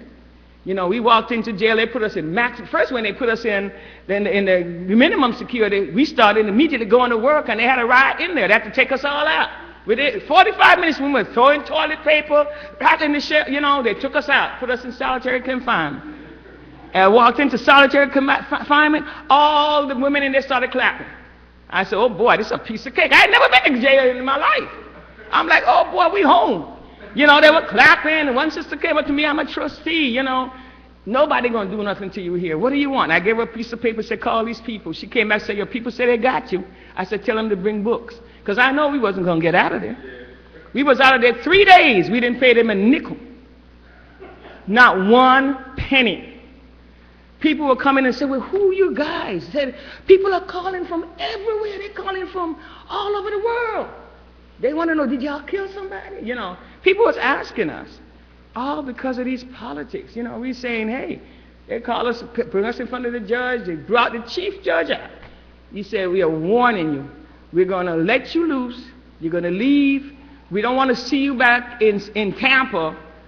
You cannot come back to Tampa." We said, "You mean you banning us?" He said, "Yes, you are banned from Tampa." We said, "You mean like South Africa banned, sir?" "Yes, you are South Africa banned. We don't have to come back to court." "Well, wait a minute. Let me say this. You're banned from a 10 blocks radius of where you were, you know, where you were arrested." So we get home. The chairman said, "You got to go back. Call a press conference. Go right back, snap that in the middle of that place. Because you cannot let them ban you from the African community because it would demoralize the people. The people called us because they knew that they would get recourse. They knew that we would fight, you know. So we go right back. I said, Chairman, the judge said if I come back, I'm going to be in $1 million bond. He said, well, you need to go back. So I said, okay. You know, the party said I need to go back, so I go back. Call a press conference. I have never seen so many press in my life. Press that was press and press that was something else. Police press, all kinds of stuff. And they say, well, Miss Wilson, you mean you defying the chief judge? And I'm like reading the statement. This is an unlawful, you know, law. This law does not, you know, I cannot be banned out of the community. This is unlawful. We do not, you know, follow unjust laws, you know, and I'm putting out the whole statement. They made me read everything. I'm like waiting for the handcuffs. Press conference is over. Walked, got in the car, got across the bridge. Whoa, this works. This thing works. You know. No, you know, they took them 2 weeks to come to get me, to take me back on an injunction. And it was so funny because when they knocked the door to Uhuru House, you know, I just said, you know, somebody said, white man is out there. And I'm like, we don't talk to police. I didn't even know it was the police. And then Chimarenga looked out and said, whoa, the place is swarmed. There's police cars everywhere. So I called a lawyer. She said, let somebody else go out. They probably came to get you. Chimarenga went out. The police came in force, 3 deep, at the Uhuru House. And he said to Chimarenga, we came for this with this injunction against Miss Wilson. And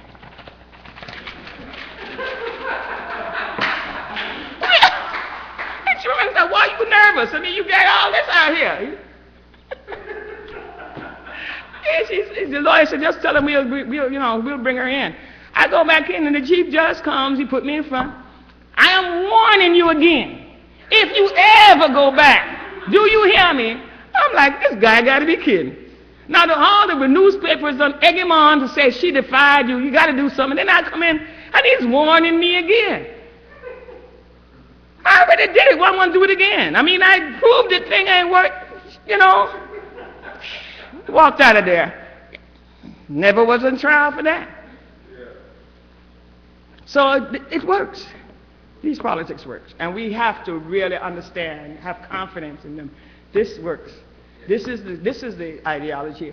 Even when we get attacked by even so-called movement, they can never, it's always slander. Nobody has said, this that you wrote here don't work. This don't answer the question. Or this is, you know, nobody. It's always some slanderous stuff about, you know, you said this and, you know, you call this one that, or, you know. But it works. And we have to carry it with confidence because this is the politic that is, you know, that we have to own and, you know, and appreciate. And tell the people with confidence that with this, we will be out of this. You just have to come on board because that's what it is. It's the subjective conditions right now. Everything else spells revolution. Everything is rotten right. The subjective condition, and that's our work to get out there and one person at a time and help to convince them. Help to convince them that yes, you must do it, you can do it, and with this you will do it. It will be done, you know, and bring the people on board. And that's the challenge right now in this period, you know. Okay, so we're gonna have to move on really quickly now. How much time do we have now? Okay, I want to get into some of the. So could we just go through these quickly? Like, you know, the second thing was to establish leadership of the African pro-independence movement. We just talked about that. Black is back. Yeah. Yeah, we just talked, and it's becoming increasingly more and more easy, you know, to do that kind of thing. You know, there is nothing. The people really, you know. They've gone the gamut. That's what makes this period so good. I'm so glad that Barack Hussein Obama became the president, really, because everything is gone now. There is nowhere else to go but to jump in. Yeah. And this is good. I mean, I think this is a good thing. Okay, let me see. Strategy. Am I going backwards or what? Yes, yeah. Okay. This one. To win support for the pro-independence position within the current U.S. border. And, you know, I thought this is important. the fact that, I think that's one of the things that we do with the solidarity movement, we do with, the alliances that we make with other anti-imperialist forces, anti-imperialist forces, that we really try to win support. We try to win support among these people, send people from the solidarity movement into the African community, form a solidarity movement, understanding, and I thought it was one of the brilliance of the chairman's strategy too, to understand the fact that, because coming out of the period where it was just, what do you call it, nationalist politics, nationalist politics, a politics that said everything black is great, and, which is a kind of subjective politic, the more I look at it, but to understand that, that we have to win as much as we can win in order to make this struggle. And it pointed to me to the seriousness of the strategy.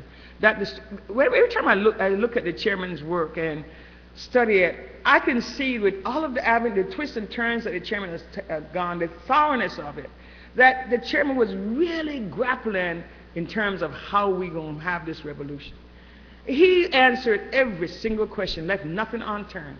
And it wasn't like somebody left him a blueprint, a manuscript. There was none of that. And that's the thing that always exposes organizations like the AAPRP that says they're the intelligentsia.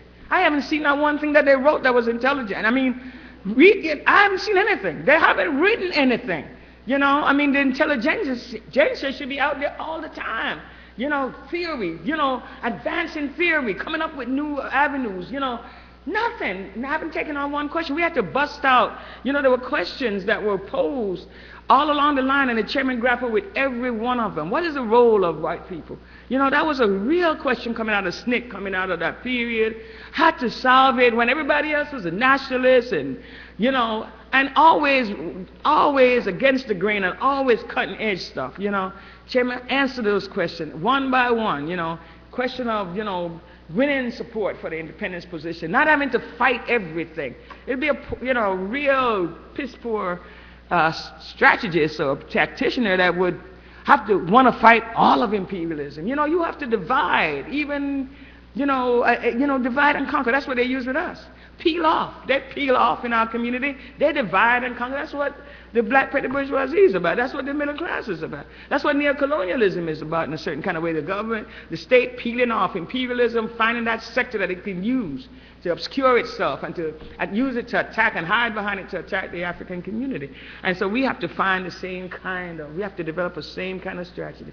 Find a way to get into their midst, keep it, in upheaval, exposing it, making it difficult, really difficult for them to get at the African in a certain kind of way with everybody in complicity, peel off that kind of complicity, and I think that was so important. And then winning, with other pro-independence movement people, other oppressed and colonized and anti-imperialists like the Native American people when they have organization and people to speak for them, like the Mexican community and all these other people, forming alliances wherever we can, to win them and to create a solid anti-imperialist bloc, And I think that is part of the strategy that shows us again, how the chairman has grappled with every single question out there in terms of making this revolution. Number 4 talked about creating dual, contending, and competing power. Need to get some water. This is somebody else's mouth. We have several programs that we have done, and even now in the process of doing. To talk about dual and competing and contending power, beginning to build and show people that even inside of imperialism, that we can begin to form our own society. We don't wait until after the revolution and, you start and you use these as methods and mechanisms to show people, the value of doing these things and the fact that we can do them and that we must do them, and that not only that, the most valuable thing, of it is that it really gets the people to the point where they begin to see that the state is no longer necessary in their lives. The Panthers did it well. You know, the Panthers did it well with the breakfast program, the sickle cell anemia program, with all the different programs. And that was a thing that ideologically defeated the state. And that's why they came at them militarily, because the people began to turn their back on the state. We don't need them anymore. We can feed ourselves. We can have dual contending and competing power, you know, where we can, you know, we can take care of our children. We built the African People Free Child Care Collective, you know, while, you know, in Oakland, California, just with, you know, with a few women, you know, realizing the point in our platform that talked about the oppression of African women, ending the oppression, the community taking responsibility for the children, freeing up these women, freeing up the sisters so that they can participate in the liberation struggle. And so we put down the Child Care Collective. You know, women were having to pay to take their children. They're poor women, didn't have resources to do that, and always had to find a way or be saddled and burdened by themselves, you know, with these children. And then out of that breeds abuse. You know, you see a lot of women and a lot of children, you know, children being abused, not because somebody is evil or whatever, but the pressures of having to take care of your children by yourself, having to solve all those problems, whereas you used to have a community that helped you. With the advent of welfare, that was wiped away. People became individuals and no longer shared, you know, the kind of services we did when we were a community. Then when you hear people talk about, you know, if I did something wrong, somebody in the community would spank me and send me home. I better not tell my mother because she spanked me again. That was taking care of the children. And not only that, the other side of that was, you know, when somebody had a child and had children in the community and they set out to feed theirs, they'd feed everybody who was in the house. There was never a time when you went to a community, went to some place as a child, and somebody put out dinner and they just put it out for their children. Everybody got fed, no matter what it was, a little bit. You get a little bit, everybody get a little bit, you know. And so that was sharing in a certain kind of way that helped the community to sustain itself, you know, with that kind of collectivization. Now, with the advent of welfare, that's wiped away. Women are by themselves with their children. All the men are locked up in jail, and these women burdened down with these children, having to try to sustain them, raise them, and do all of this. And yeah, it breeds a certain kind of, you know, malfunctioning. So, you know, we decided, let's put the Child Care Collective down. And the premise of the Child Care Collective was the community took care of the children. That means it didn't have to be the sister whose child it was. We organized grandmothers, grandfathers, everybody in the community. And the person that brought their child to the Child Care Collective would bring their child for 5 days a week. You know, they would bring their children. They'd give back 1 day. That means that they have to work in the service of the Child Care Collective. That means that whatever they could do, if they had skills, they were fundraisers. If they had, you know, if some of them could only come to help feed the children, they were cooks, they would come and make their lunch or their breakfast. They did that kind of thing. And everybody brought what they could, you know, and they would be freed up. Now the sisters were freed up. They could look for a job or educate themselves or participate in the movement because they had relief. They had a sharing, you know, and that's how the Child Care Collective ran. And then, you know, some of the people, you know, would be people that would be just looking for resources, writing grants, trying to do fundraisers. And these children were some of the children that were rejected by a lot of these different schools for various reasons. But the thing was, when we had these children, for the short period of time that we did this, creating this dual power, contended power institution, that the children excelled. These children, when the program was ended, because we didn't have people to really man it, I myself had to move on someplace else, and I was the person over the program, and the party was small at the time. When these children went back into the schools, they wanted to know, where did these children come from? And these were children that they claimed couldn't learn, they were difficult, you know, to teach. You know, we went so far that, in terms of organizing this, that we organized a medical wing to it, where we had doctors that were united with the movement. We didn't tell any lies and say we were different from who we were. We had the parents sign a disclaimer, this is our club. You know, we're not suing anybody, we are part of this. You know, so all of the obstacles of the state, you can't do it because you have to have child care, this. People waived that. They said, this is my institution, it's my club, I'm here, they take care of my children, you know, that kind of thing. And we had a doctor that came in and saw the children. All the children got physical examination. Parents didn't pay a nickel. And not only did they get physical education, but for the first time they were able to sit down with medical personnel and participate in their children's care. They told them what was wrong, what was the avenue that they was going to use. The parent participate with the medical staff that there was something unheard of. Usually you go to the doctor, you take this, you don't know anything. The parents and and the physician or the medical person, had a certain kind of relationship with the child. And it was just a great thing, in terms of how that showed that we can create a better system of child caring for ourselves. It was phenomenal. The children went to every demonstration. They were taught languages. They started speaking Swahili. We brought everything that we got our hands on. Everybody in the community that was a professional that had something to offer, we'd bring them, teach these children it. We want them to learn it. The children had profound statement. They want to know why is all the daddies in jail? Those were the kind of circle hours that we had. And we would explain to them. Every demonstration, they were out there with their banners and their stuff. The children was grounded in the community, and they were being armed as little fighters to be able to resist and understand the reality of that community. That's when we knew it would work. We knew that that we had to teach our children. That was the pilot program for it, to transform that whole thing. And it was real. It was a really good situation. People didn't pay anything; they didn't have to. And you didn't have to make them. If somebody's sister was running to work, and I remember there was a sister in the collective, in the party, that nursed her child and nursed somebody else's child because the woman took sick and was hospitalized, and she nursed both children. That was the kind of collectiveness. The parents brought them, and they, no matter what the situation was, and they might be running, they're late, they don't, when they came home, their hair was combed, they were clean. We took them, they were our children. It wasn't our job. It was, it was our children.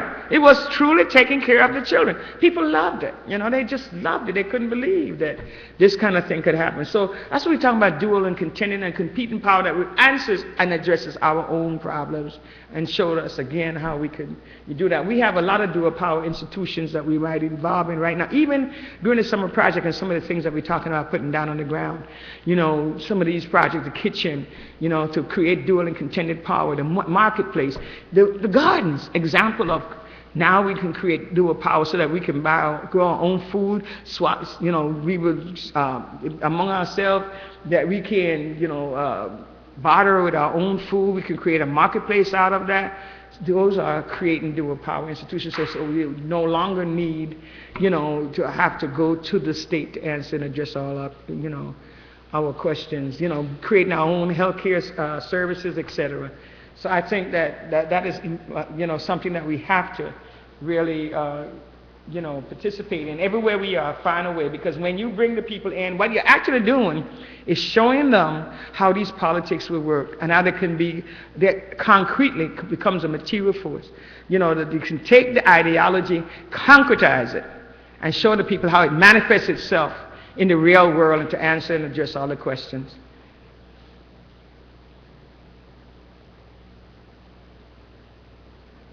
Okay, Penny, I'm stuck again. Okay. We have to expose the oppressive nature of the United States government.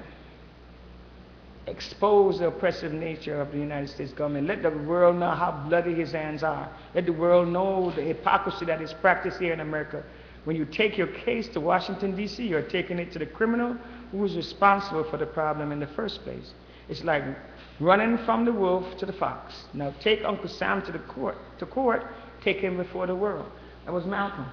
And you always have those kind of things out there, always exposing, the situation for Africans in this country that we are colonized, we have no power and control of our lives because America runs around the world talking about democracy and bringing democracy to everybody. And so we have to say it's a farce. We have to let people just expose them. And at the same time, exposing them to our own people. At the same time, exposing them through and through. In other words, to be able to defeat them and let the people understand the justice of the struggle. So I think that is also very... Increasingly, the U.S. is the best at doing that. Yeah. Exposing itself. Yep. I want to give people like a 2-minute break because I know this is really like... Is it permissible? I just wanted people to get some air or something, Yeah. Because, Did you say a 2-minute break? well, I know there's no such thing. Because I want to get into who are the party members, and I want to deal with some of the Yeah. quick things that's there. So can people just take a break, walk outside? I know it's hot and oppressive out there, but you might want to go get something to drink, get some sugar, get some cookies. This time you're permitted to get sugar, right? For the cause. Pause for sugar. Sugar! What happened, Keisha? You don't look happy. You don't look happy, Keisha. I know. You don't look happy, Keisha. I can see from here that something is amiss. They get so hard. They get so hard. What? Yeah. What does it? You have to pay that credit card. Like, I never have a minute, and then you get to the airport. No, you do. No, I hear. Or, right? I haven't taken it any now, but I'm going to get a credit card. So what is the daily cancer? They got it done. So you got, when you go home, did they say you can go to the airport and do it? You should be able to go to the airport. You should be able to. If you do it over the phone, it's saying something, but you should be able to do it at the airport. When you take the cash to the airline, you can say, I'm taking it. Maybe you should be able to do it later on after this thing. I am so tired. Ay, ay, ay.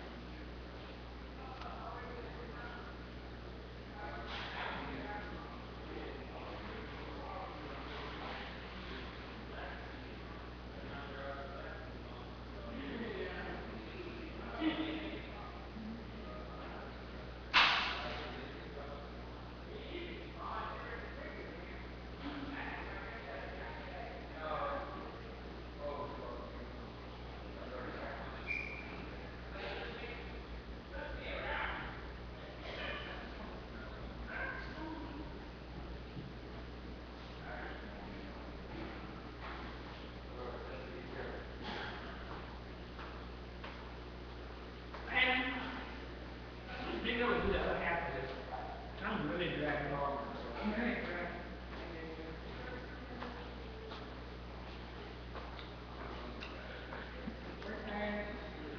Mm-hmm.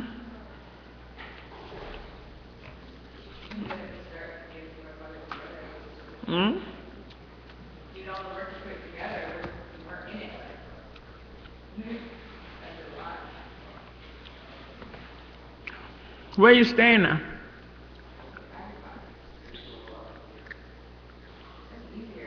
Mm-hmm. Does you think what's her name is going away for the weekend or something? Is she going away for the princess is going away, right? Mm.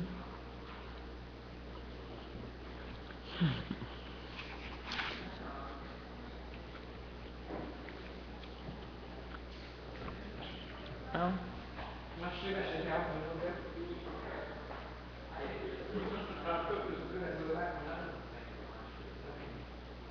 Did everybody have a paper? Did you get there?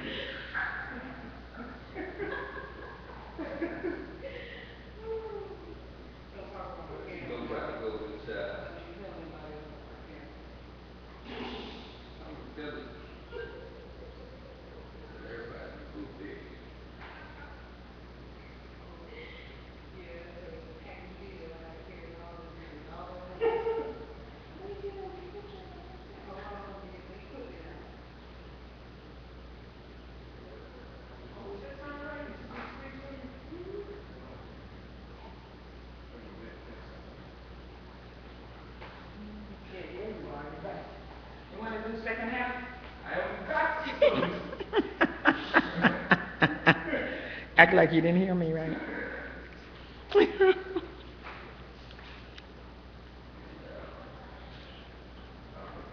we're going to what, 4:30? 4. Don't even try to sneak a half an hour on me. You want to talk about second half? You don't went 3/4 through the thing. What time is it now? It's 3:20. No, I gotta rush. Yes. Okay. So. We should be talking about who's the APSP, who are party members. Say what? Who are party members? Yeah, this is what.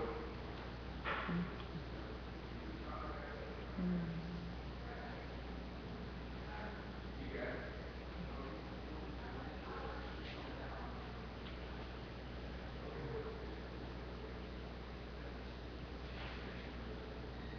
I can't understand this damn thing.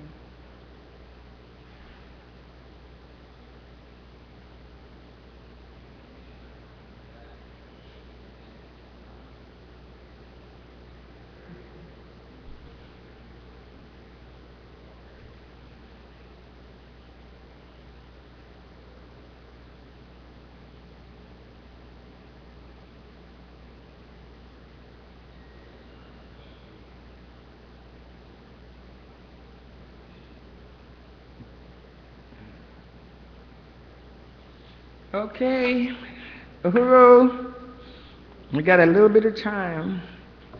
We gotta.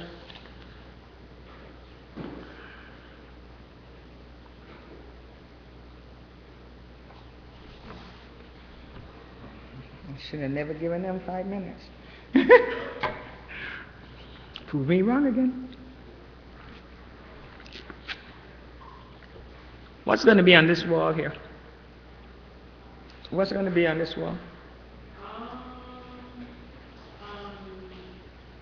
When I find out. Okay. Somebody I thought you knew. I don't understand why. Find out, I'll let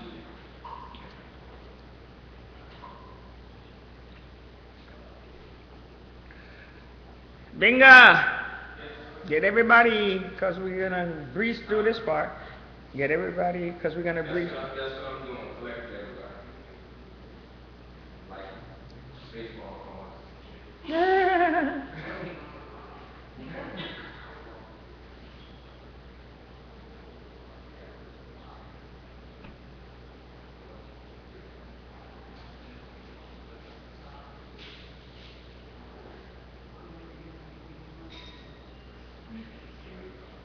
I knew exactly what it was you opened back. I didn't know that bad.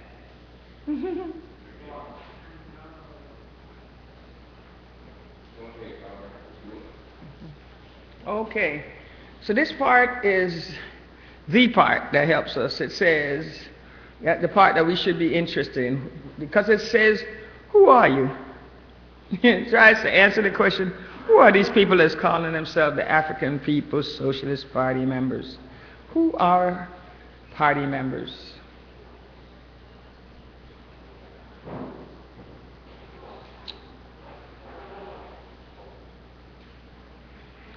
Okay, as far as standards go, standards says that party members, they are Africans whose social and political consciousness place them in the struggle for national liberation.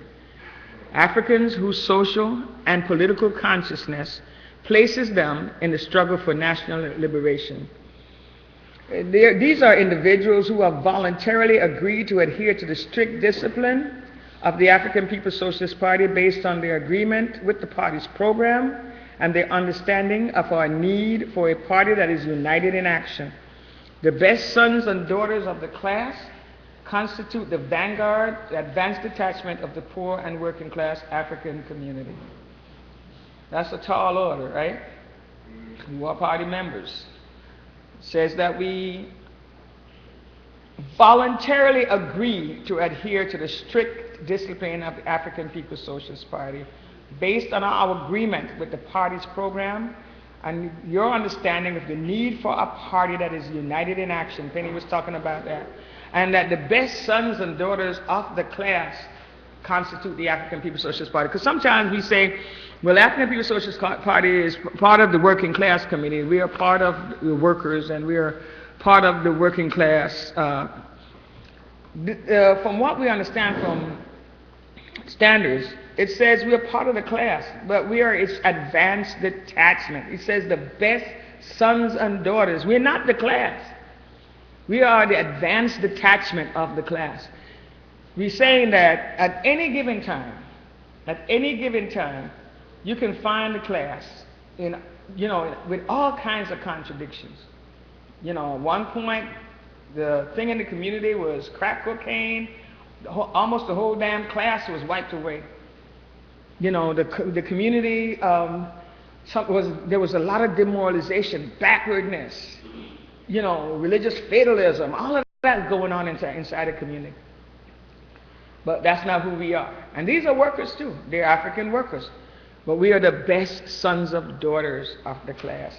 We are the advanced detachment of the class. We are the people that have committed ourselves, understanding, united with the strategy put forth and committed ourselves, to take on the responsibility of leading the fight for African liberation or pro-independence struggle of the class. Therefore, the party must consist of those Africans most dedicated to the revolutionary cause, not just anyone who wishes to join. Otherwise, the party will dissolve into the masses and will not be able to fulfill its role as the vanguards that carry the entire black working class, on its back. I hope that is understood, because a lot of times, people mistakenly talk about the party, as a class, and we're saying the party is of the class, but the party is its vanguard, which is a whole different thing. And it carries the entire working class, black working class on its back. I think that's important, because one of the things, people talk about, and all of this shit, these secret societies and all this stuff, and what they're really talking about is some mystified idea of the advanced sector of the white middle class. And what makes them significant ain't the fact that ain't whether they do rituals or drink goat's blood or whatever the hell it is that they do, ain't that they keep secrets. Everybody got a secret. I got secrets. I would like you to see my toes. Everybody got some kind of secret. You know what I'm saying? But that don't make them significant. What makes them significant is the fact that all the time, as the advanced sector, they are representing the interests of the white ruling class. That's what makes them significant. Yes. See, the stuff that they do ain't that secret anyway. They got magazines like the Council on Foreign Relations got a magazine they put out all the time saying this is how we ought to fuck these people up. You know what I'm saying? That's all right. We're not being simultaneous right now. Oh, damn, you should have told me. Should have got your fucking shit in. The thing is, that's what the advanced attachment does. It represents the interests of the class all the time, 24/7. That's why I say early on in the pamphlet it says, you may be a school teacher or whatever, but your profession is revolution. That's what you're always thinking about. If you were in the African Social Party, if you were the advanced sector, the advanced attachment. Yes. And that's the thing that's important to know. Yes. Another thing important to know. When it says who the African Social Party, it says a lot of things, but at no point does it say the boyfriend or the cousin of somebody in the African Socialist Party. It don't say none of that. That's right. Which is important, because our relationship, even if we have subjective relationships, and some of us do, I got a subjective relationship with somebody who's in the party. And even our friendships themselves are subjective relationships, but that has to be subordinate to our relationship with the party. Yes. That's the thing that makes us party members. Not our relationship with each other as individuals, but our relationship to these politics, to this party. And that's the thing that has to be at the center all the time. That's what our membership in the party has to be based on. Otherwise we waffle and waver based on, where somebody else is in the party. And we have to be able to struggle against, that. That's subjective. That's something that we're going to have to be able to talk about. Yeah. You know, we only have. Yeah, that is really important. This is such an important discussion. You know, that is really important, you know, the fact that, because, and when you look back and say, why is this necessary? It has to be necessary. Because again, you know, this is what we're fighting, you know, against, you know, in terms of this enemy that we have. It requires us to have, you know, these things at the center. That we, like the chairman used to say, you know, the bourgeoisie, you know, they might be wife beaters and bedwetters and all that, but they got people representing their interests 24/7, constantly, you know, representing their interests. And that's what the party is, you know, that's what we're talking about with the party. The party has the same kind of, you know, especially those of us who are revolutionary and members of the vanguard. And that's what we do constantly. That's what we represent. So when we talk about who is the African People's Socialist, it says a politically conscious, advanced sector of the class. It said, okay, we're talking about the African People's Socialist Party members said that we must adhere to democratic centralism. Centralism means that our party has one program, unified rules, and democracy is the ability to vote on party policies and leadership. An important element of the democratic centralism and party discipline is the unconditional subordination of the minority to the majority and the lower party organization to the higher party organization. That democratic centralism system of the party provides democracy under centralized leadership. And this is the law and order of the party. This is what's keep the order in the party, you know, democratic centralism. And remember, you don't have a choice as to whether you're going to adhere to democratic centralism or whether you're not going to adhere to democratic centralism. There is no discussion here when it comes to this. This is the law and order of the party. And again, every time we talk about these things, we point to why is it necessary. We have to have these kinds of processes, etc., so that we can be successful in winning, you know, and advancing this revolution. The African People's Socialist Party members subordinate his or herself to the discipline of the party. We abandon selfish individualism that is promoted by the ruling class. To subordinate self to discipline is a very important aspect of party life. Discipline is voluntary. It's a voluntary process that is dependent on the individual's commitment, and there's no forced discipline in the party. The process of criticism, self-criticism, is central to achieving and maintaining party discipline. Responsibility for living up to the party discipline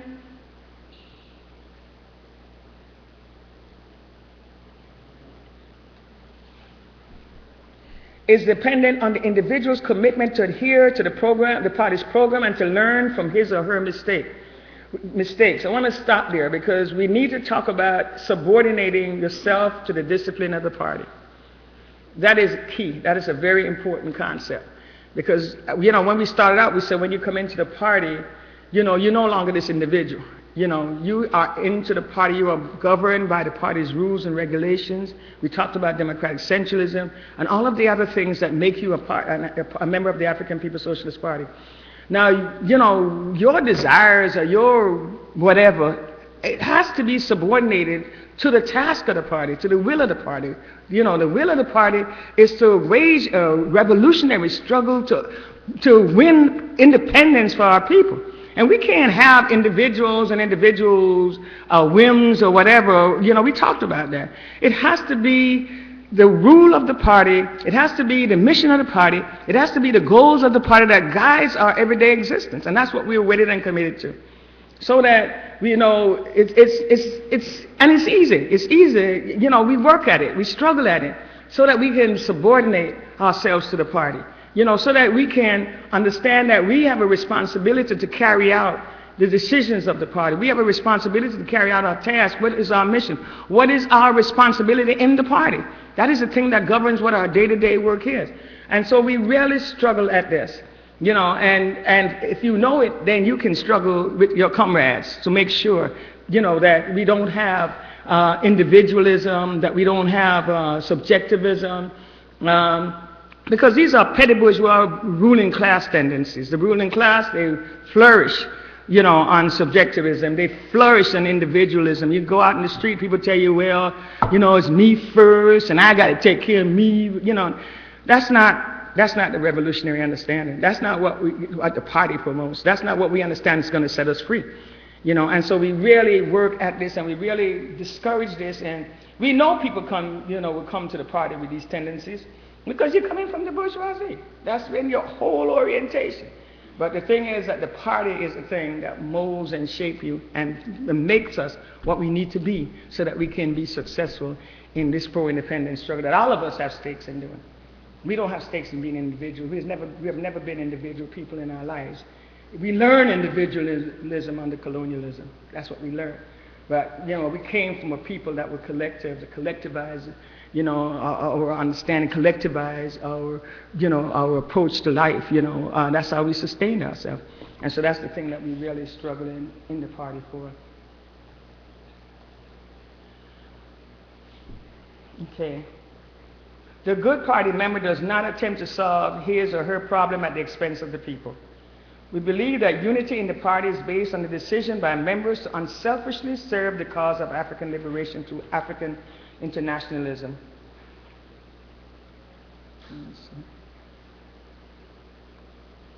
I know I'm picking and choosing because we got so much to do in so little time.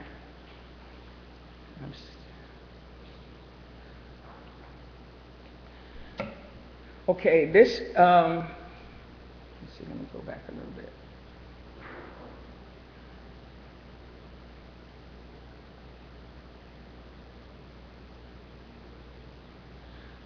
I want to talk about the question of study in the African People's Socialist Party never ends, and that growth is infinite. A party member understands his or her responsibility for deepening the understanding through unending study. This is one that we always have to struggle around, because I know at one point we were hearing from people that, well, we couldn't do this or we couldn't do that because y'all never taught us how to do it, or nobody ever gave us a political education manual,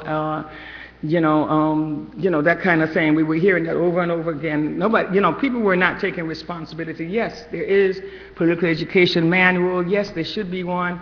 But, we have to really grapple, to begin to internalize this politics. We have so many things, the burning spear, all of the documents that even the one we're studying now.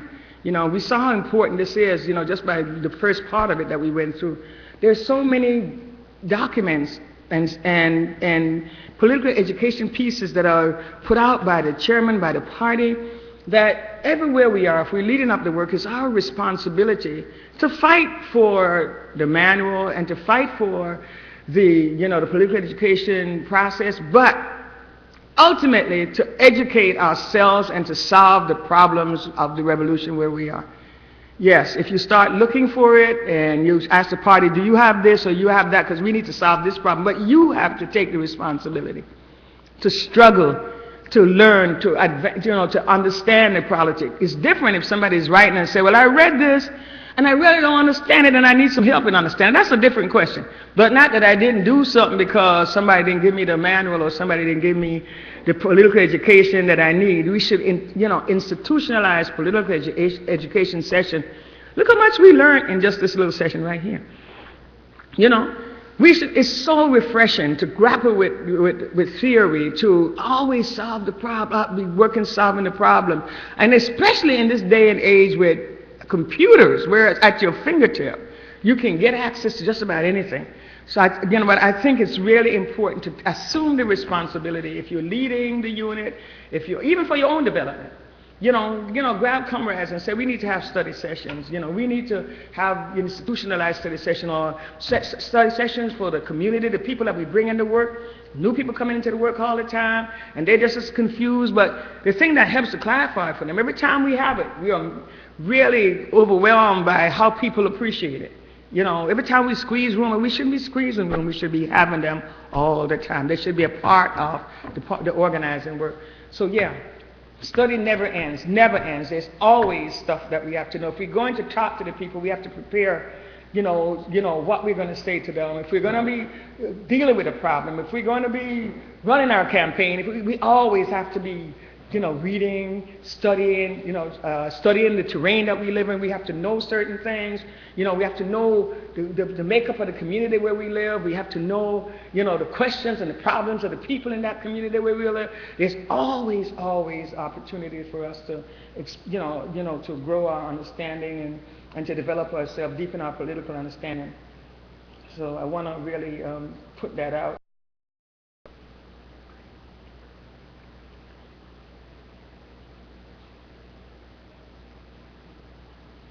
We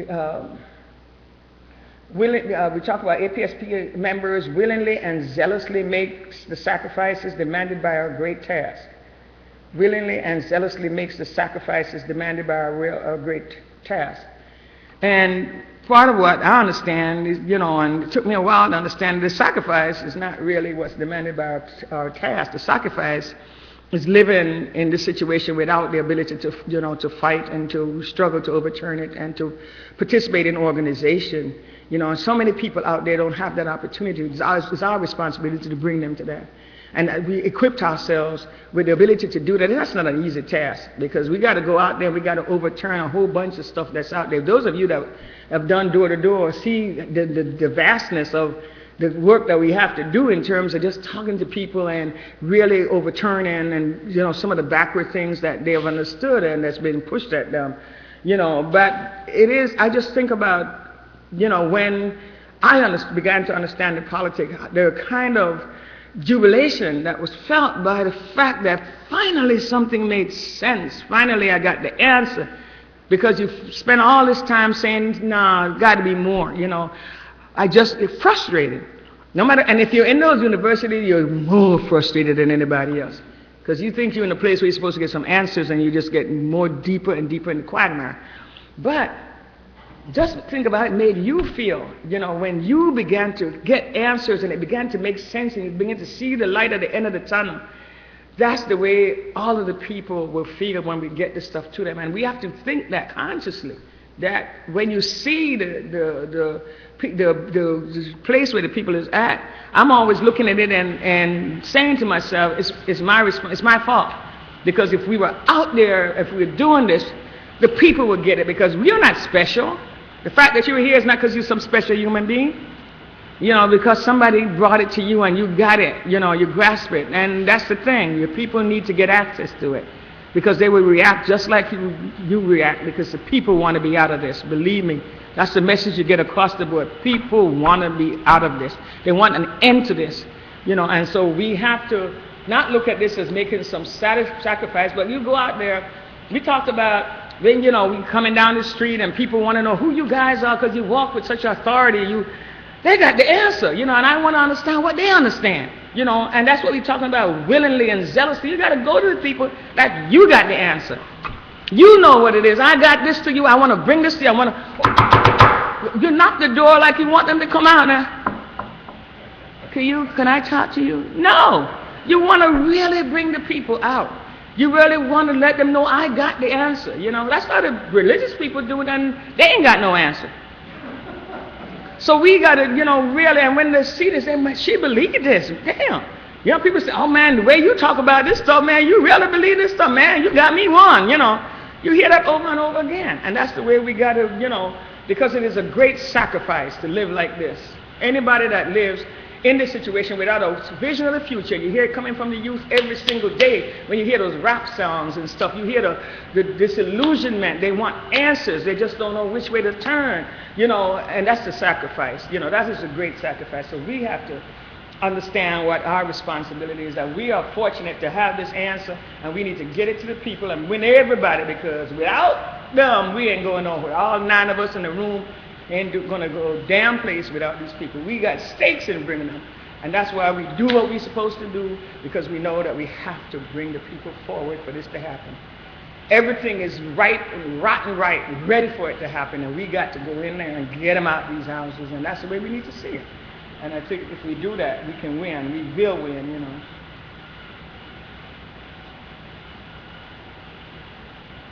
Okay, we said that. Am I going backwards again? Something's going on here. Started midway. So you were stepping back. I'm going right now. Now you're going forward. Okay.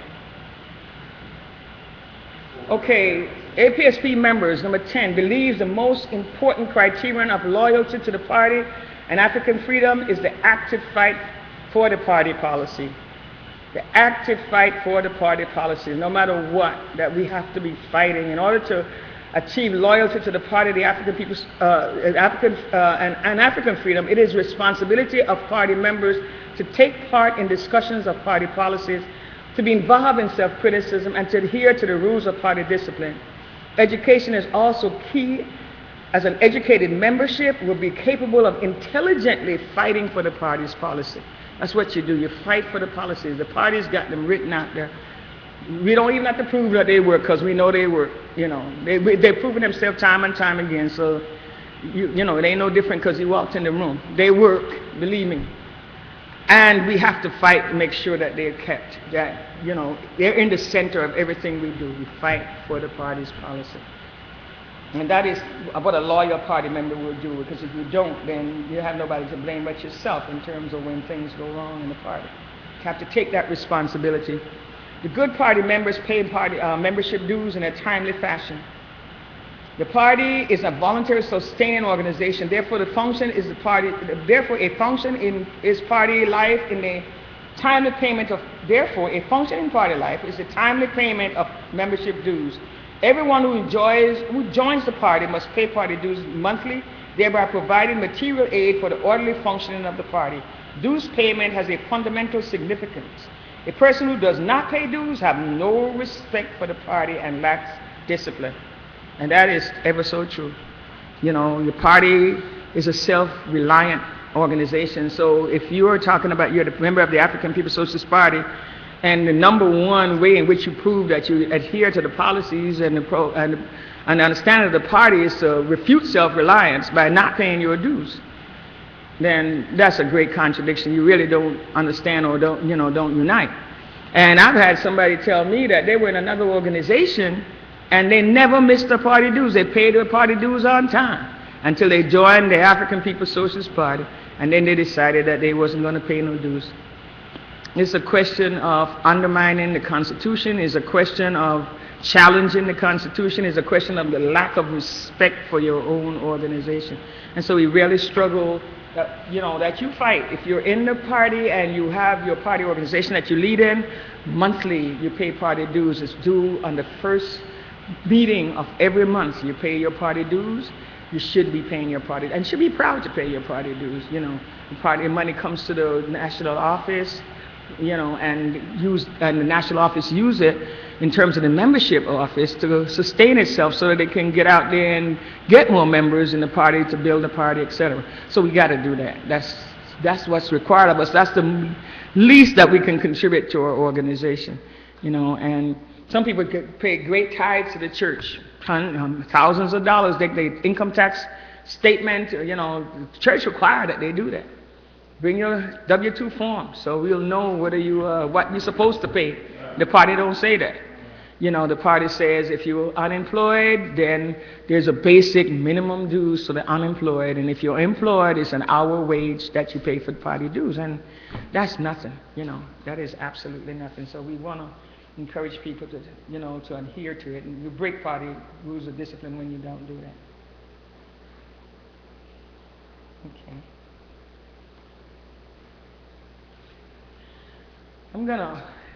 What time I got? I wanted to go through some of these. Huh? So I'm probably gonna have to forego this part of it because I wanted to deal with a couple of things that you have in your packet. One of them is correcting mistaken ideas. I want to talk about a couple of areas. Let me see. I have my own computer, man.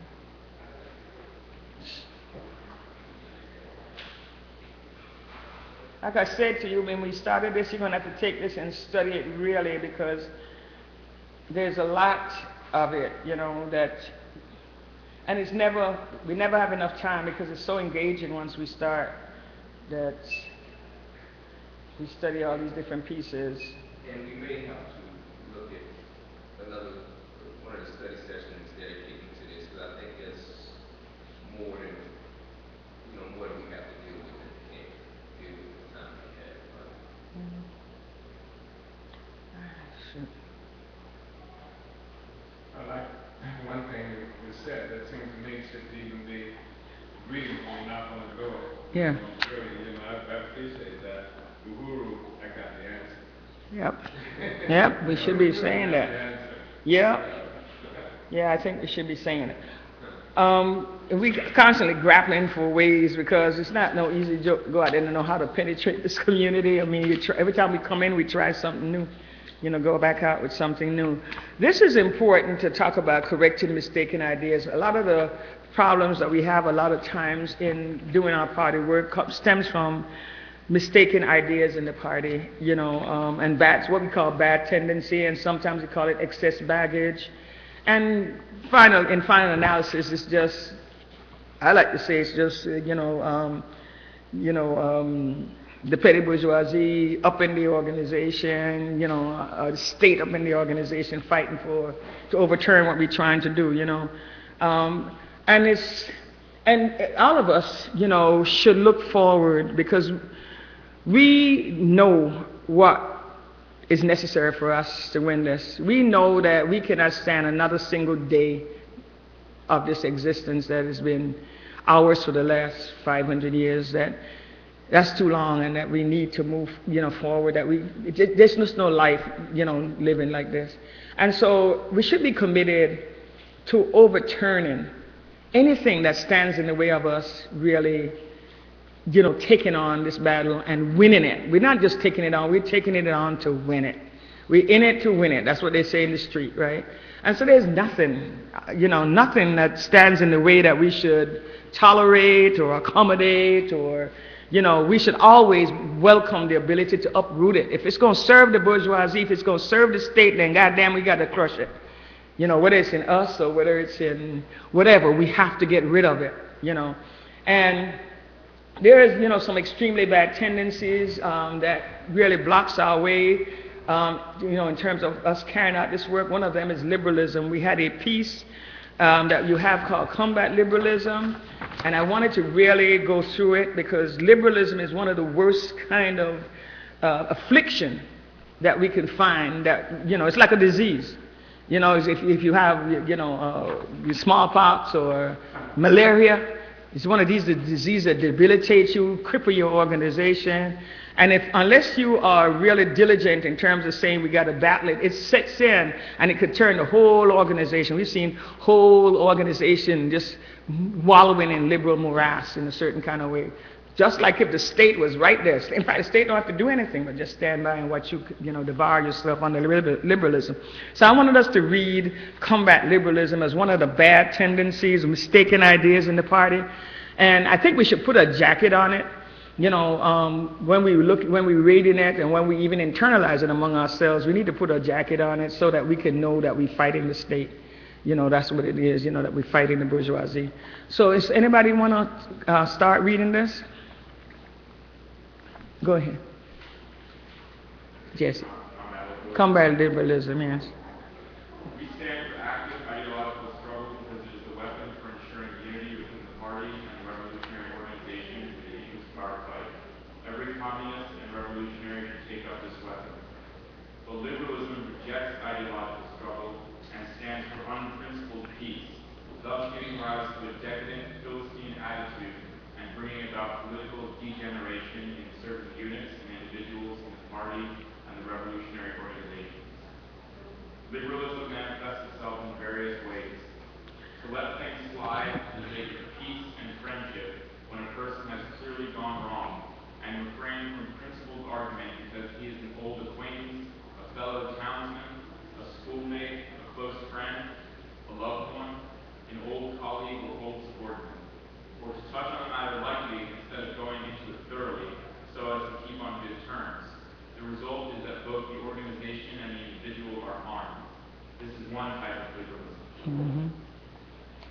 To indulge in irresponsible criticism in private instead of actively putting forward one's suggestions to the organization. say nothing to people to their faces, but to gossip behind their backs, or to say nothing at a meeting, but to gossip afterwards, to show no regard at all to the principles of collective life, but to follow one's own inclination. This is the second type. To let things drift if they do not affect one personally, to say as little as possible while knowing perfectly well what is wrong, to be worldly wise and to play safe and seek only to avoid blame. This is the third type. Okay. Not to obey orders, but to give pride of place to one's own opinions, to demand special consideration from the organization, but to reject its discipline. This is the fourth type. To indulge in personal attacks, pick quarrels, vent personal spite, or seek revenge, instead of entering into an argument and struggling against incorrect views for the sake of unity or progress or getting the work done properly. This is the fifth type. To hear incorrect views without rebutting them, and even to hear counter-revolutionary remarks without reporting them, but instead to take them calmly as if nothing had happened. This is the sixth type. To be among the masses and fail to conduct propaganda and agitation or speak at meetings or conduct investigations and inquiries among them, and instead to be indifferent to them and show no concern for their well-being, forgetting that one is a communist and behaving as if one were an ordinary non-communist. This is the seventh type. To see someone harming the interests of the masses and yet not feel indignant or dissuade or stop him or reason with him, but to allow him to continue. This is an eighth type. Okay. I'm going to stop there. X, where you going? Yeah, I was going to get you to read the other part. Oh, you didn't have your packet, huh? So you've been liberal. Okay, if you turn the page.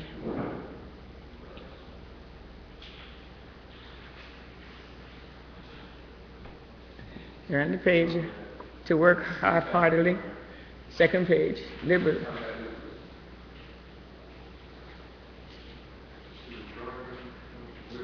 To work half-heartedly.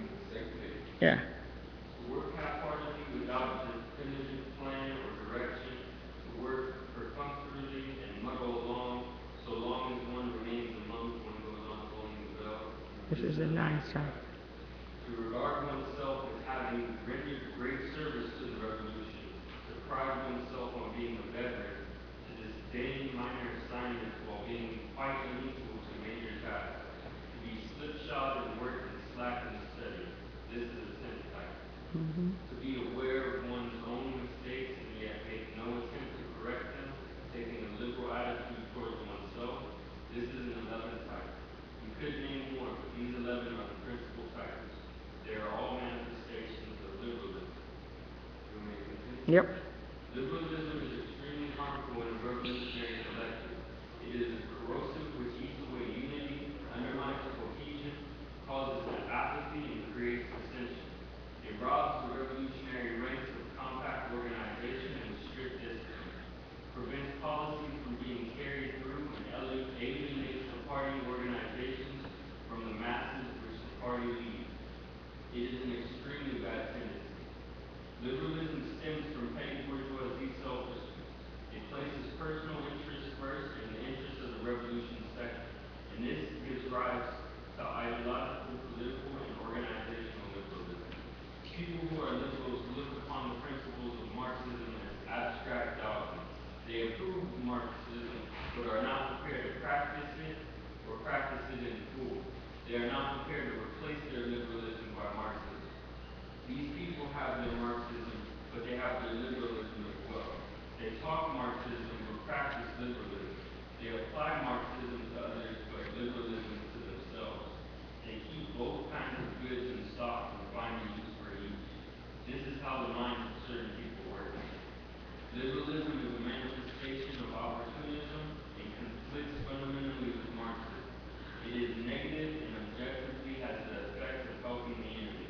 That is why the enemy welcomes its preservation in our midst. Such being its nature, there should be no place for it in the ranks of the revolution. We must use Marxism, which is Communists should have largeness of mind and should be staunch and active, looking upon the interests of the revolution as his very life, and subordinating his personal interests to those of the revolution. Always and everywhere he should adhere to the principle and wage a tireless struggle against all incorrect ideas and actions, so as to consolidate the collective life of the party and strengthen the ties between the party and the masses. He should be more concerned about the party and the masses than about any private person, and more concerned about others than about himself. Only thus can he be considered a communist. All loyal, honest, active, and upright communists must unite to oppose the liberal tendencies shown by certain people among them, and set them on the right path. This is one of the tasks on our ideological front. Great. Uhuru. I don't know if we're going to have any discussion. I mean, I think it's so explicit, and it really exposes liberalism for what it is. And to say, well, no, there's not liberalism, is a great lie. But the thing is, when we're cognizant and we're able to struggle against it, and comrades and members diligently understanding that how corrosive this thing is and what it does to undermine what we're trying to do, then everybody should be committed to struggling against liberalism.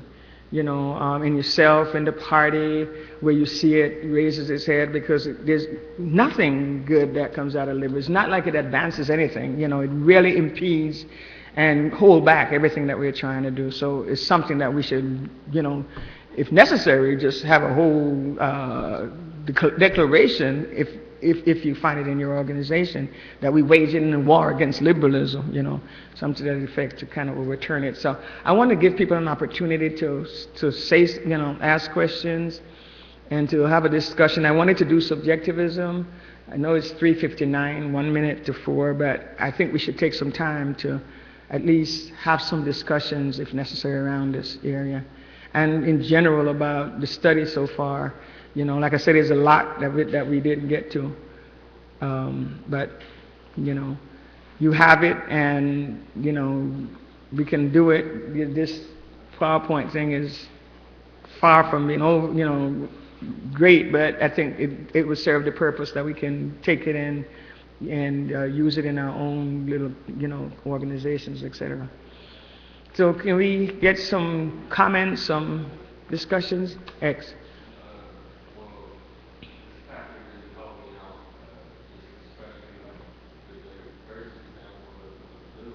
Mm-hmm.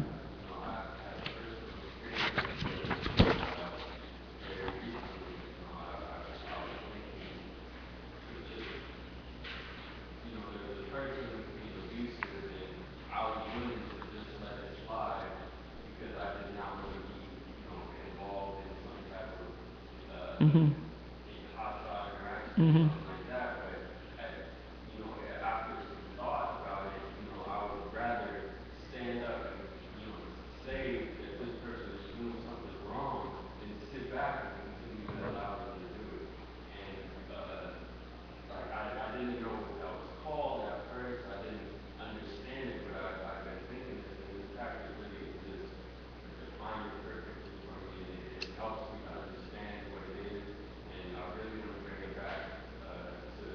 Yes. Yeah, because it might help you consolidate them better. You just don't know how many other people is experiencing this and don't know how to deal with it. But you cannot move forward. In a lot of instances, you can't move forward, and you don't understand why you're just going around in a circle until you clear that out. So you might want to do that. I'm glad that it at least opens up your eyes and give you a way to deal with this. Anybody else? Penny? And I think that it's such a great, the whole question of standards of party life, and the question of struggle inside of that, and how key that is to the organization function, because it is a voluntary organization, so it's not any kind of, martial law that can happen. It has to be the willingness to put yourself into the struggle, and how you can understand that ability to struggle not only moves the organization forward, it moves each one of us Exactly. forward. Yeah. And like it's saying, when, you know, it's, that it, or as you were saying, it corrodes and eats away the strength and integrity of the organization when you have liberalism, when there's not much struggle. And I just think it's always so important to re-study this at, you know, regular basis. Mm-hmm. I think there's, at least I see on the Western side of the APSU, there's another form of liberalism where you put up a kind of, some kind of block, you try to put up some kind of block to keep people from struggling with you, whether it's saying, oh, that's not what I represent, or whether it's something I see inside of APSU where people start crying. These are really serious forms of liberalism that are saying don't struggle with me. I'm exempt, you know, for one reason or another. And that we have to be able to not only welcome the struggle, but be able to deepen it ourselves and to be able to articulate what, you know, not reiterate the same words, but to be able to reiterate in our own words what the struggle has been, you know, inside of our own work. Jesse? I want to unite with that and say I really appreciate that this piece is part of the study in standards of party life. And I really think that one thing I really like about combat liberalism is that it lays out all of these manifestations of liberalism and says that there are other forms of liberalism as well. But it's not just saying these are bad things and watch out, you know, gotta watch out for that. It's very serious. Like it says it is an extremely bad tendency. And it says that it is fundamentally contradictory with the struggle for revolution. So it's not just like something you gotta be careful of, it's something that needs to be actively struggled against. So, and it's easy to fall, to become liberal, you know, that's why it needs to be actively struggled against. Yeah. Everyone needs to be a part of that. Yeah. That's been really a huge part of for me, of, you know, my political education in working in the Uhuru Solidarity Movement, the Uhuru Movement overall, just seeing how liberal tendencies can really undermine the work in serious ways. I mean, can frustrate even the ability to reach goals that you set. You know, it just doesn't happen because of liberalism. Yeah. Okay, Chairman. I want to unite with everything that has been said, and to add that although we haven't had a discussion on the whole question of counterinsurgency and how the state moves and come into organizations to help destroy them, the struggle against liberalism is one of the bulwarks that we have against that. Because if we talk any about how the state moves inside organizations, they prey on liberalism. People who see stuff happening and won't say anything about it, could be the police. People who take assignments that's really important for the organization to move forward and then don't carry it out, and nobody says anything, that's liberalism. That's what the police do. Police come into your organization and take up some of the most important responsibilities that make something happen, then don't do it. But there's a liberal attitude in the organization, never gets really struggled around, and it's corrosive, and it's been stated it's demoralizing, you know, it helps to destroy organizations, and this thing that, you know, Comrade Penny mentioned in terms of people putting up walls to prevent folk from struggling with them.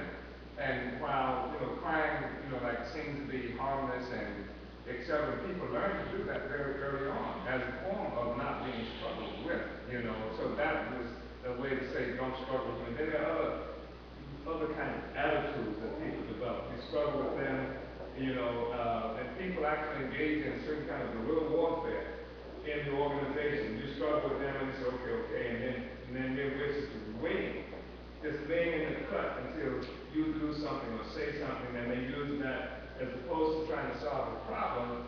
It becomes a weapon that they use to, you know, smash people. So this liberalism is not a small thing. It's really important, fundamental, and it's also connected to the responsibility to fight for party policy.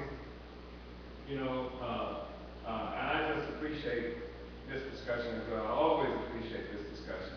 It just requires also what Commerce Secretary General was, talking about, an understanding that we are not just individuals doing our own thing. We're part of a revolutionary organization on a common trajectory, and that we have to struggle for that all the time because our enemies work all the time to keep us divided. They'll do all kinds of things to create divisions among us.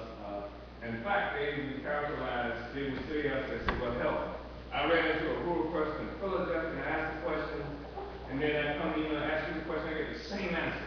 That you guys are nothing but automatons, right? And what they mean is that we are united, and that's the problem that they have. They don't want to see that kind of unity. So this is a really important discussion. Anybody else? Yes.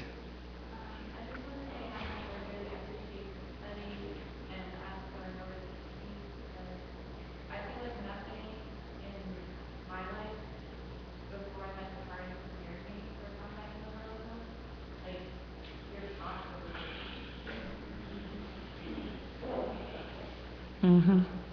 Mm-hmm. Like, when you go to work, you're like your capitalist job, Mm-hmm. you do everything to avoid work, Mm-hmm. to avoid getting blamed for anything. Yeah. You're in a meeting, and like the meeting happens, and then after the meeting, everyone gossips about everyone. Everything that you experience. Mm-hmm. Yeah, yeah, yeah.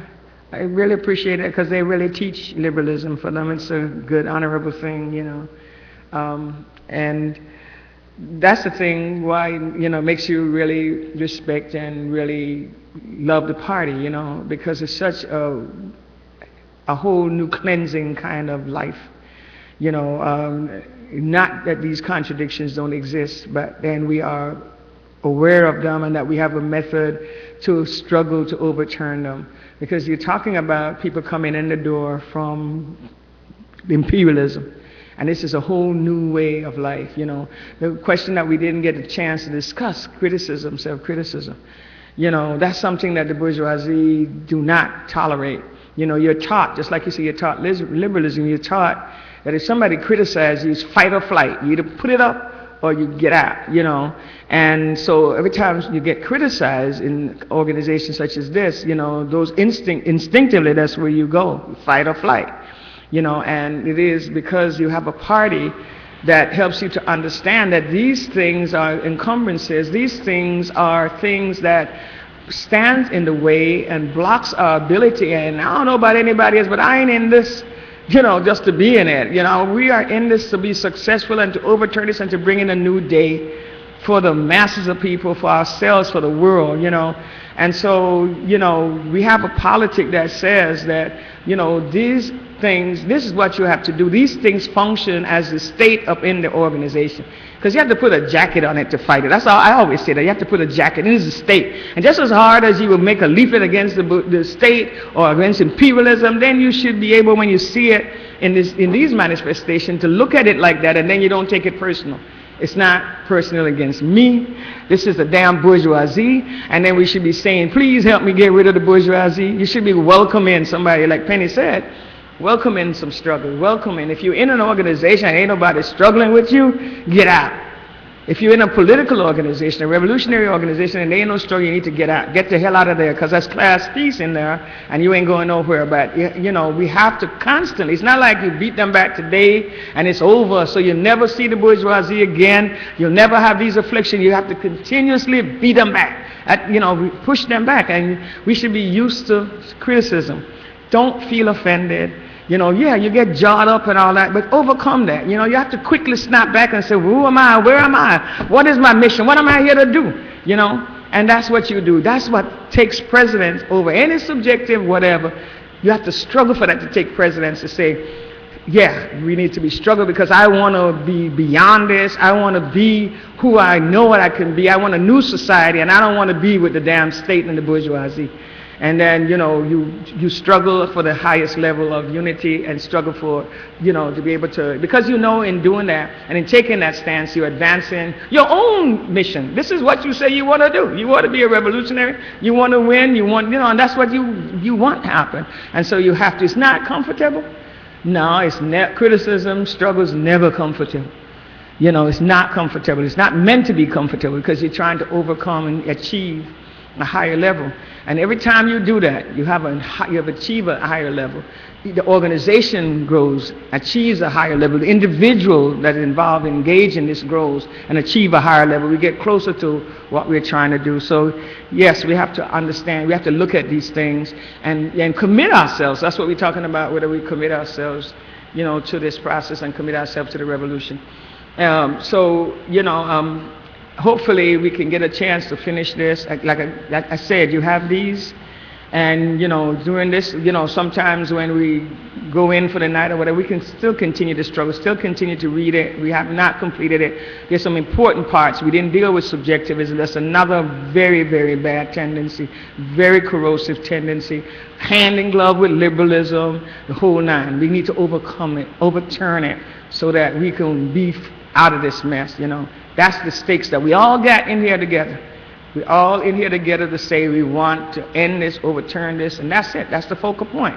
And so we want to really, take that on. I don't know if we could do a little summation of the study. If people want to just in general, just quickly sum it up, because we're going to be moving into the next phase.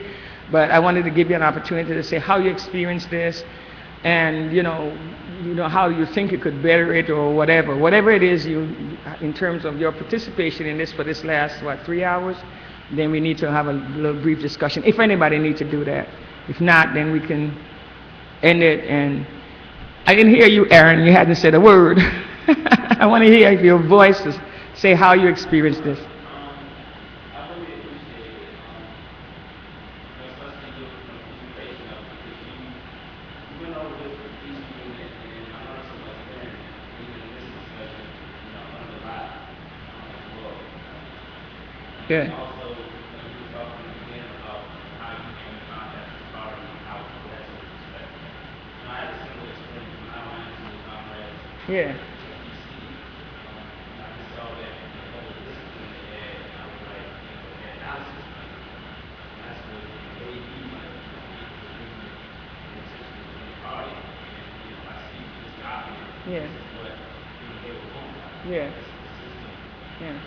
Bring that discipline to bust the revolution. So, I just really appreciate it. Yeah. For this discussion. This African internationalism is something else, isn't it? I mean, this is something else. Yeah, I really appreciate that. Every day, every time I read something, or every time we do one of these studies, I'm like, wow, it blows my mind, just like if I'm just seeing it for the first time. This stuff is powerful. It's powerful. Like I say, with this stuff, the stuff we use, we cannot lose. There's no damn way we can lose. I'm convinced of that. Alex. So many things going through my mind right now. But I think the main thing that I want to say is that the presentation was so inspiring. I just feel like it's only, I think the team for the drop-off is about 10 of us. We need to make this block community convention like everybody in the city needs to be here. Everybody. We got to knock on every door, talk to every person. I mean, I even Saturday morning, I only be here for a couple more days, but we just got to knock on every door to make sure every person in the city is in here. So I just feel inspired right now, and that's it. And I just want us, I know we're a small team, but let's just do the best that we can do.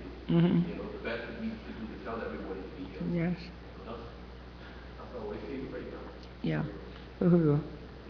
Uhuru. Keisha, you don't want to pick on you, right? You ain't gonna never get away with it. That was a lot of information, though. It was a lot, really good, and I never really considered too much of the political aspect of it because I never really knew much about it. But it makes so much sense that revolution or liberalism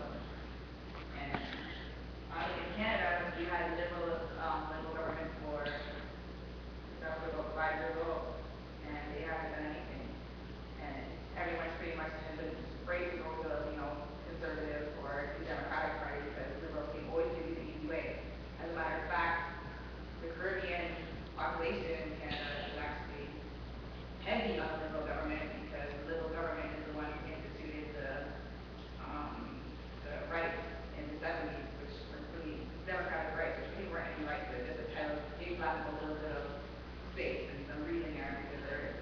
I feel like basically put a bunch of laws saying that, we can be discriminated against, but it didn't stop anything, just live on paper. So I was actually happy to see that, liberal marketing and not going. And it shows what it really is. It's not close to anything. It's just basically a way of not taking any type of responsibility. Exactly. Waffle.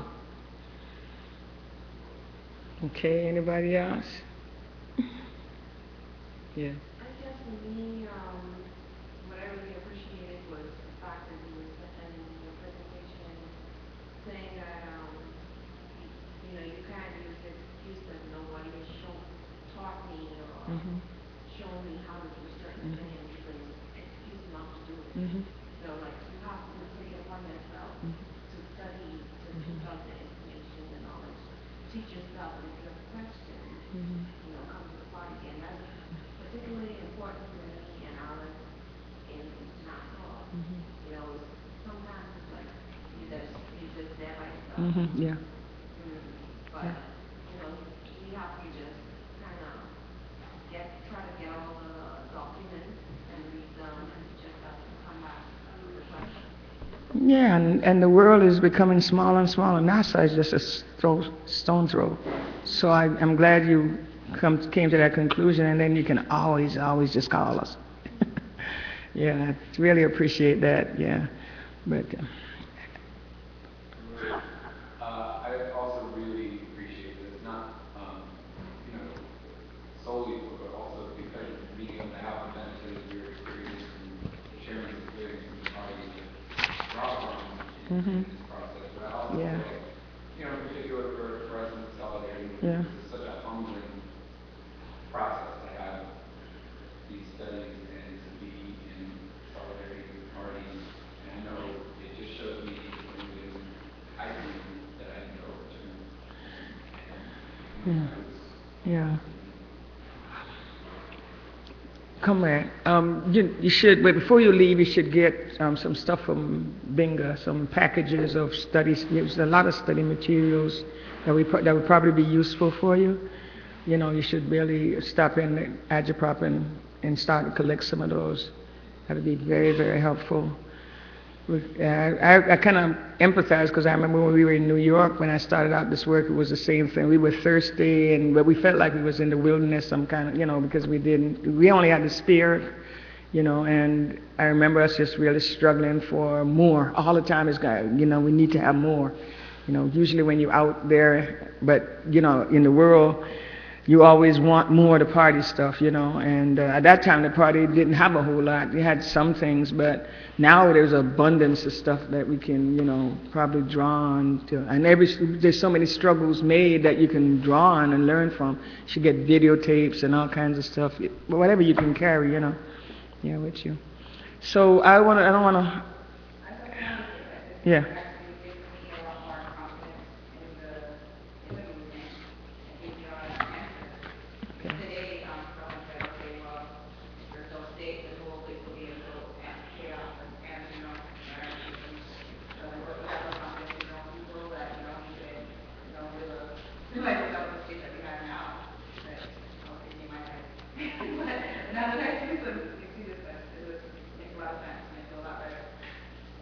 We won't change you yet and made you a revolutionary.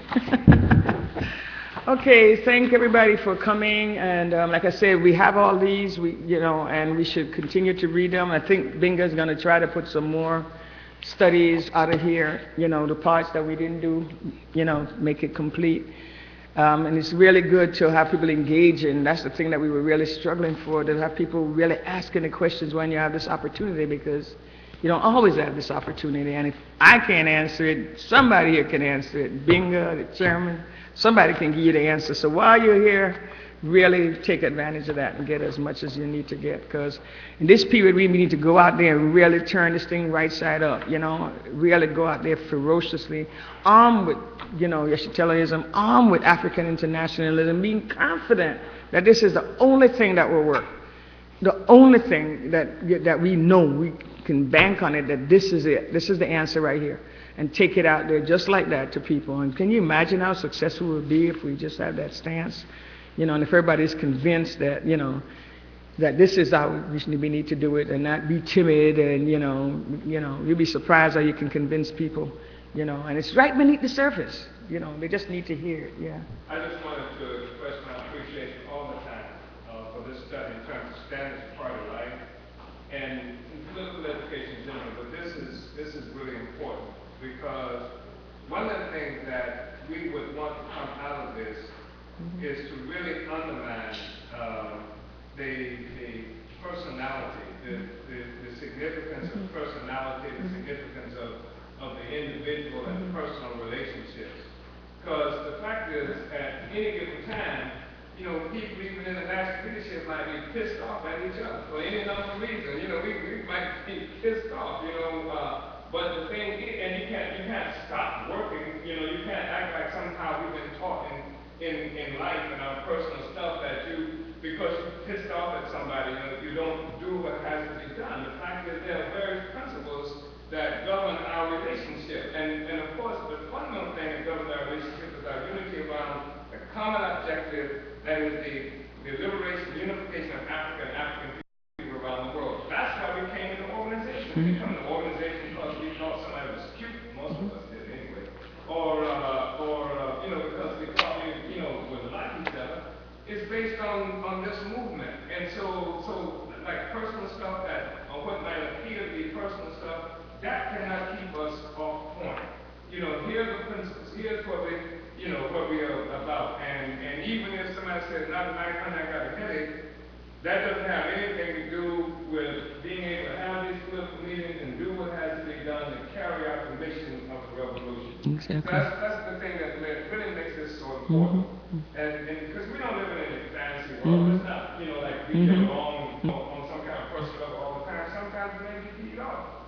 But we have another commitment, and that commitment we found consolidated like in the documents and these principles and the basic relationships, that's organizational relationships. That's the thing that keeps us in motion. So I exactly. think it's really important. I just wanted to state my appreciation for the study. That's a very, very important point, Chairman, because a lot of times if you've been in social clubs and stuff and see how they be all splattered and torn, people killing each other and all that, and this organization, under these kinds of principles and stuff, anybody could work in the organization no matter what the contradiction is, and in addition, we clear on who the real enemy is.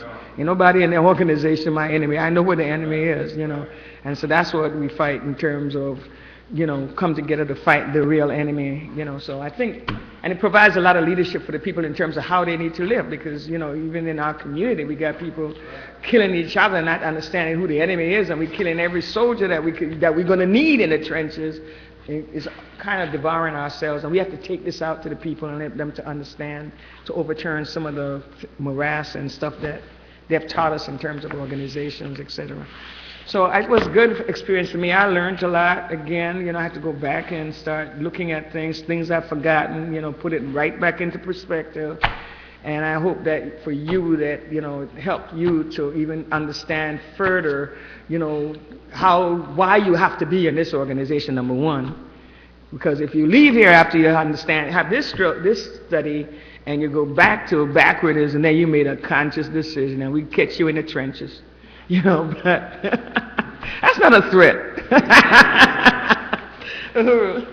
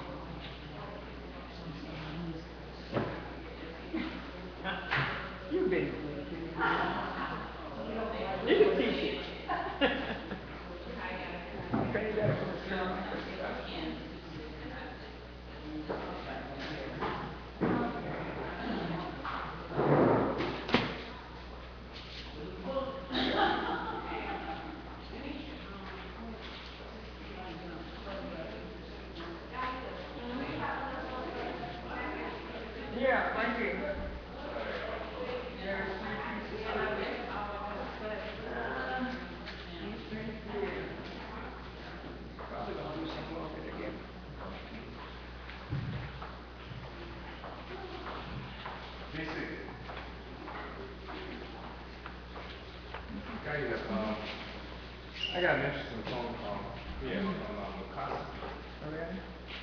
Yeah.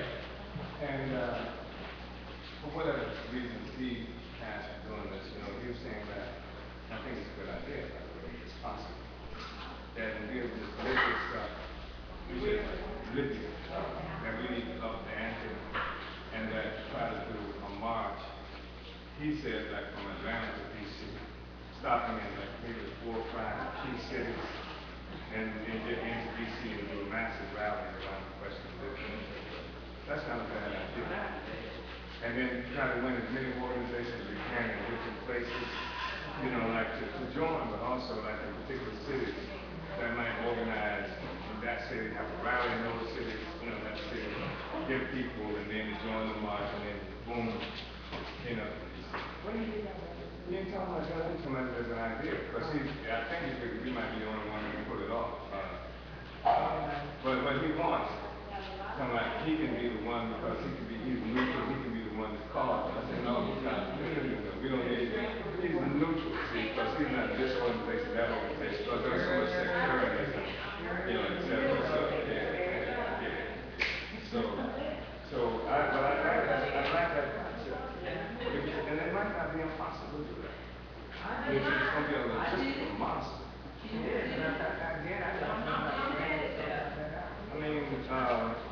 I think there's enough interest in the various organizations out there in the world.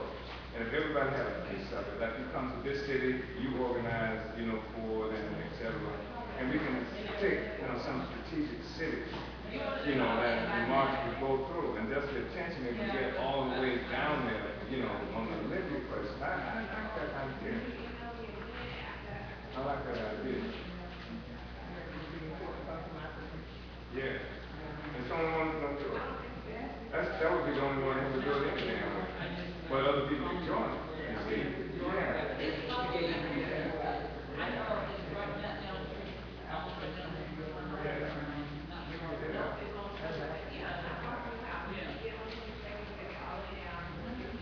It's a good idea.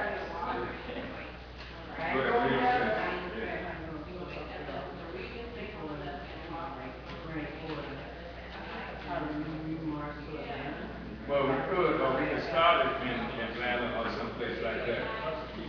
Yeah, Atlanta. Yeah, we could. But you can just go to one place. If you got a bus there, you still gonna have to get people back. That would be the question, because it's gonna be a few days. Oh, that would be in the end in DC. I don't understand what that is. Oh, you mean? City, I thought was city organizing and take it to some point in the march. So that, when you get there, there's people go from there to the next city. Right. And you end up where it is. Yeah, but he's talking about a march. That would stop the march. Yeah. And stop in major cities, we're marching for money. But it might be something that could be done in the way that the two of you were thinking about, to move people. That's a lot of time. Yeah, but it could be done that way. Could be done that way, but you're talking like going down and get busloads of people who leave Atlanta to go to some place in Carolina, and then have a rally in Carolina who would pick up some more buses. No, not more buses. It could be more buses. Because even if you did it like that, because everybody's not going to go. I don't think everybody will go. People would rally and have a big old rally. I don't think everybody will go. I know, but that's the problem that you got. If you're in a bus, for example, go from here, you're going to go to DC. So this bus goes people here. Where does this bus, charging bus, going to take you later from here? Okay, take you to Atlanta. And then how do people who go just from here to Atlanta, how they going to get back to Florida? Okay, and they go to the next point. And then we'll have another route. The same day or the next day. The same day or the next day. Maybe the next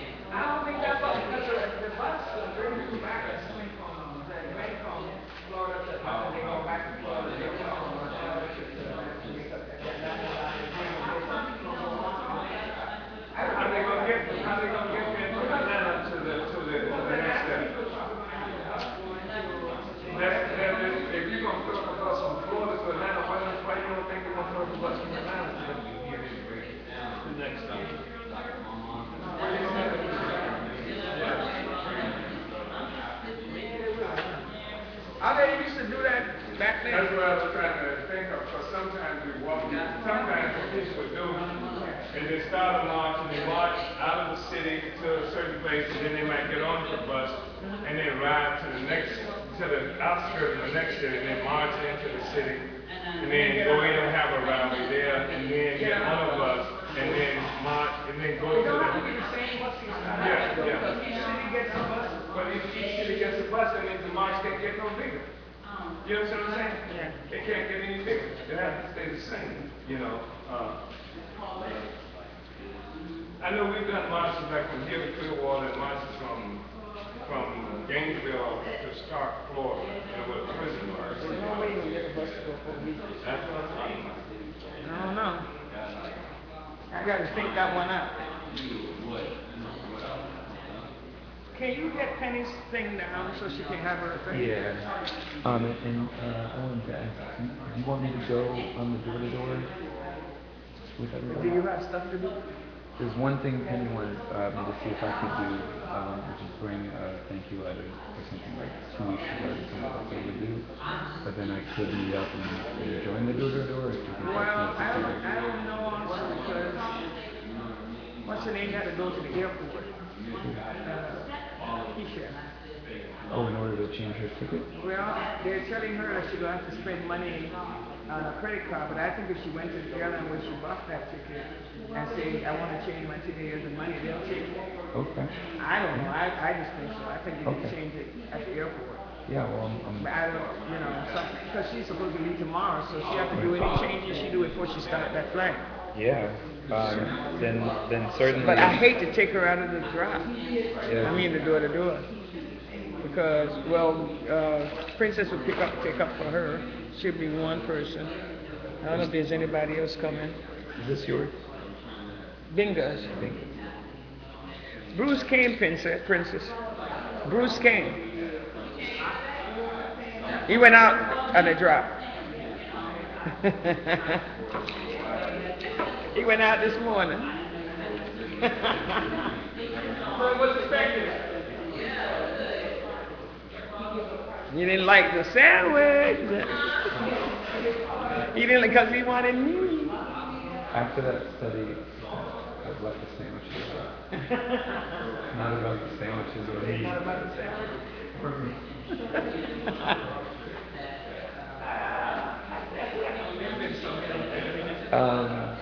Oh, my cord. See, every time I bring That's your cord. Oh, for your laptop. Okay. Does Penny got one here? Yeah, in the kitchen. She's using mine, and I'll just wrap hers up. But here's the other and yours.